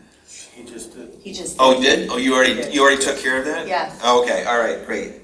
Thank you. I wasn't sure because my notes on her question were like, I don't get it, but all right. Yeah. So and that's part of the implementation with Woodhill, Steve.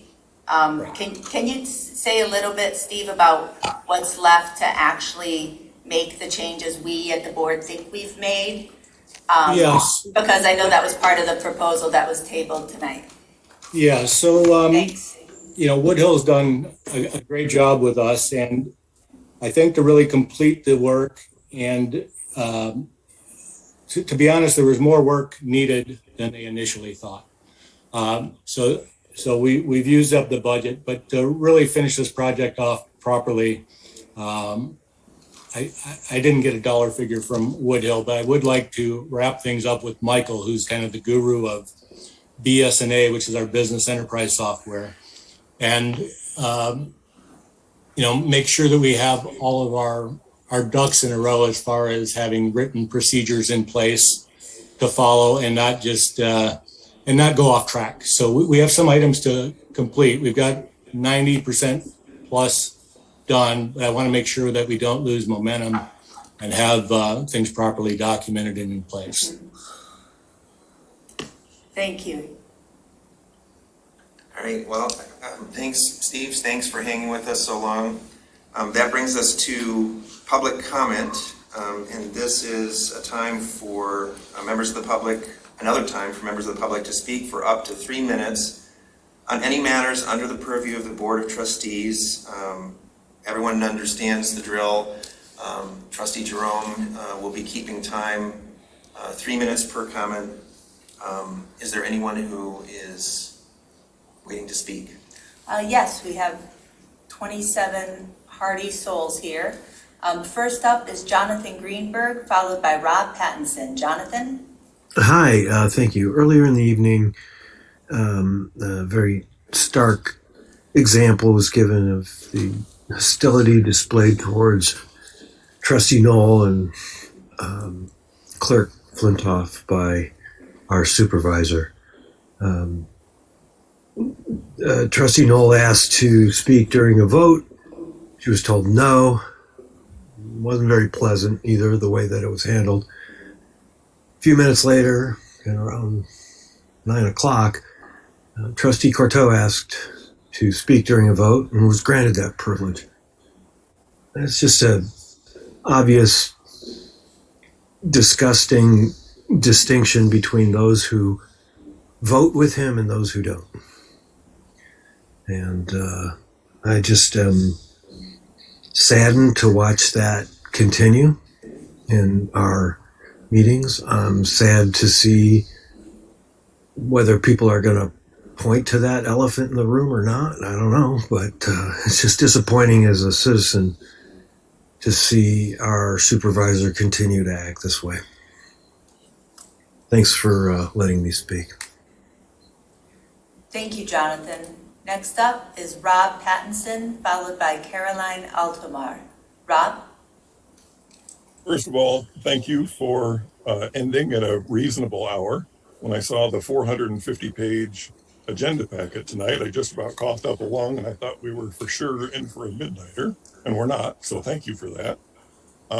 Second of all, I would suggest moving the reports of people like the fire chief and utilities chief to the beginning of the meeting, making Steve wait 3 hours and 15 minutes to give a 5-minute report seems very unfair.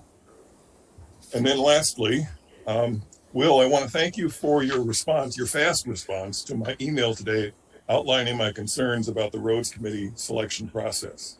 To summarize your message, you asserted the sole remaining power to all, you asserted you have sole nominating power to all committees.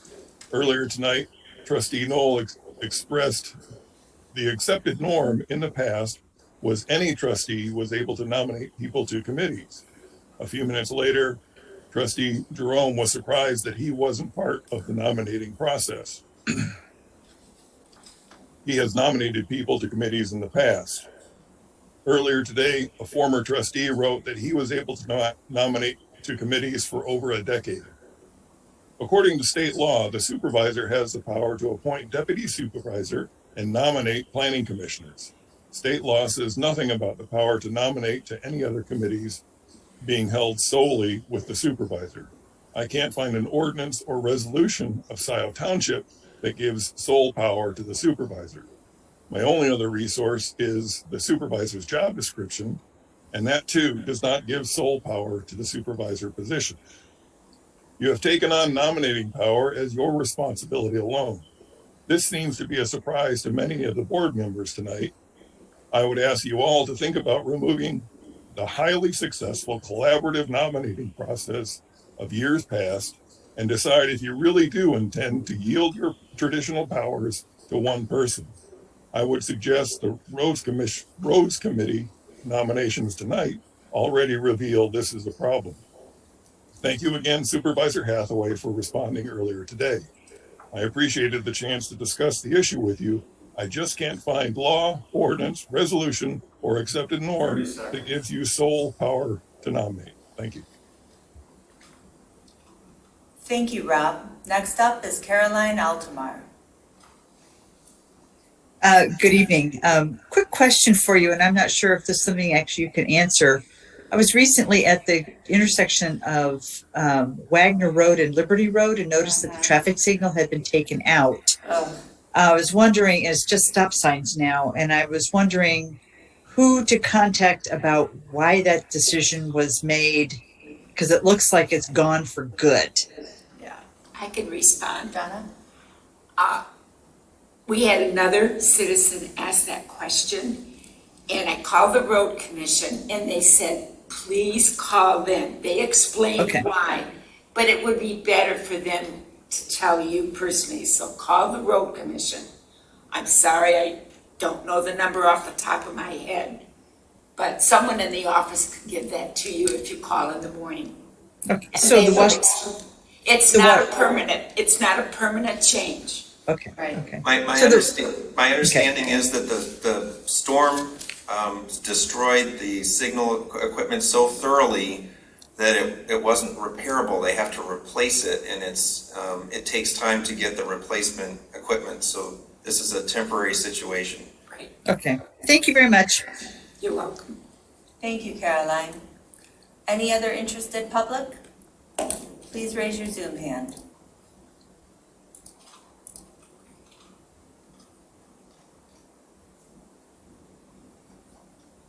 I see none.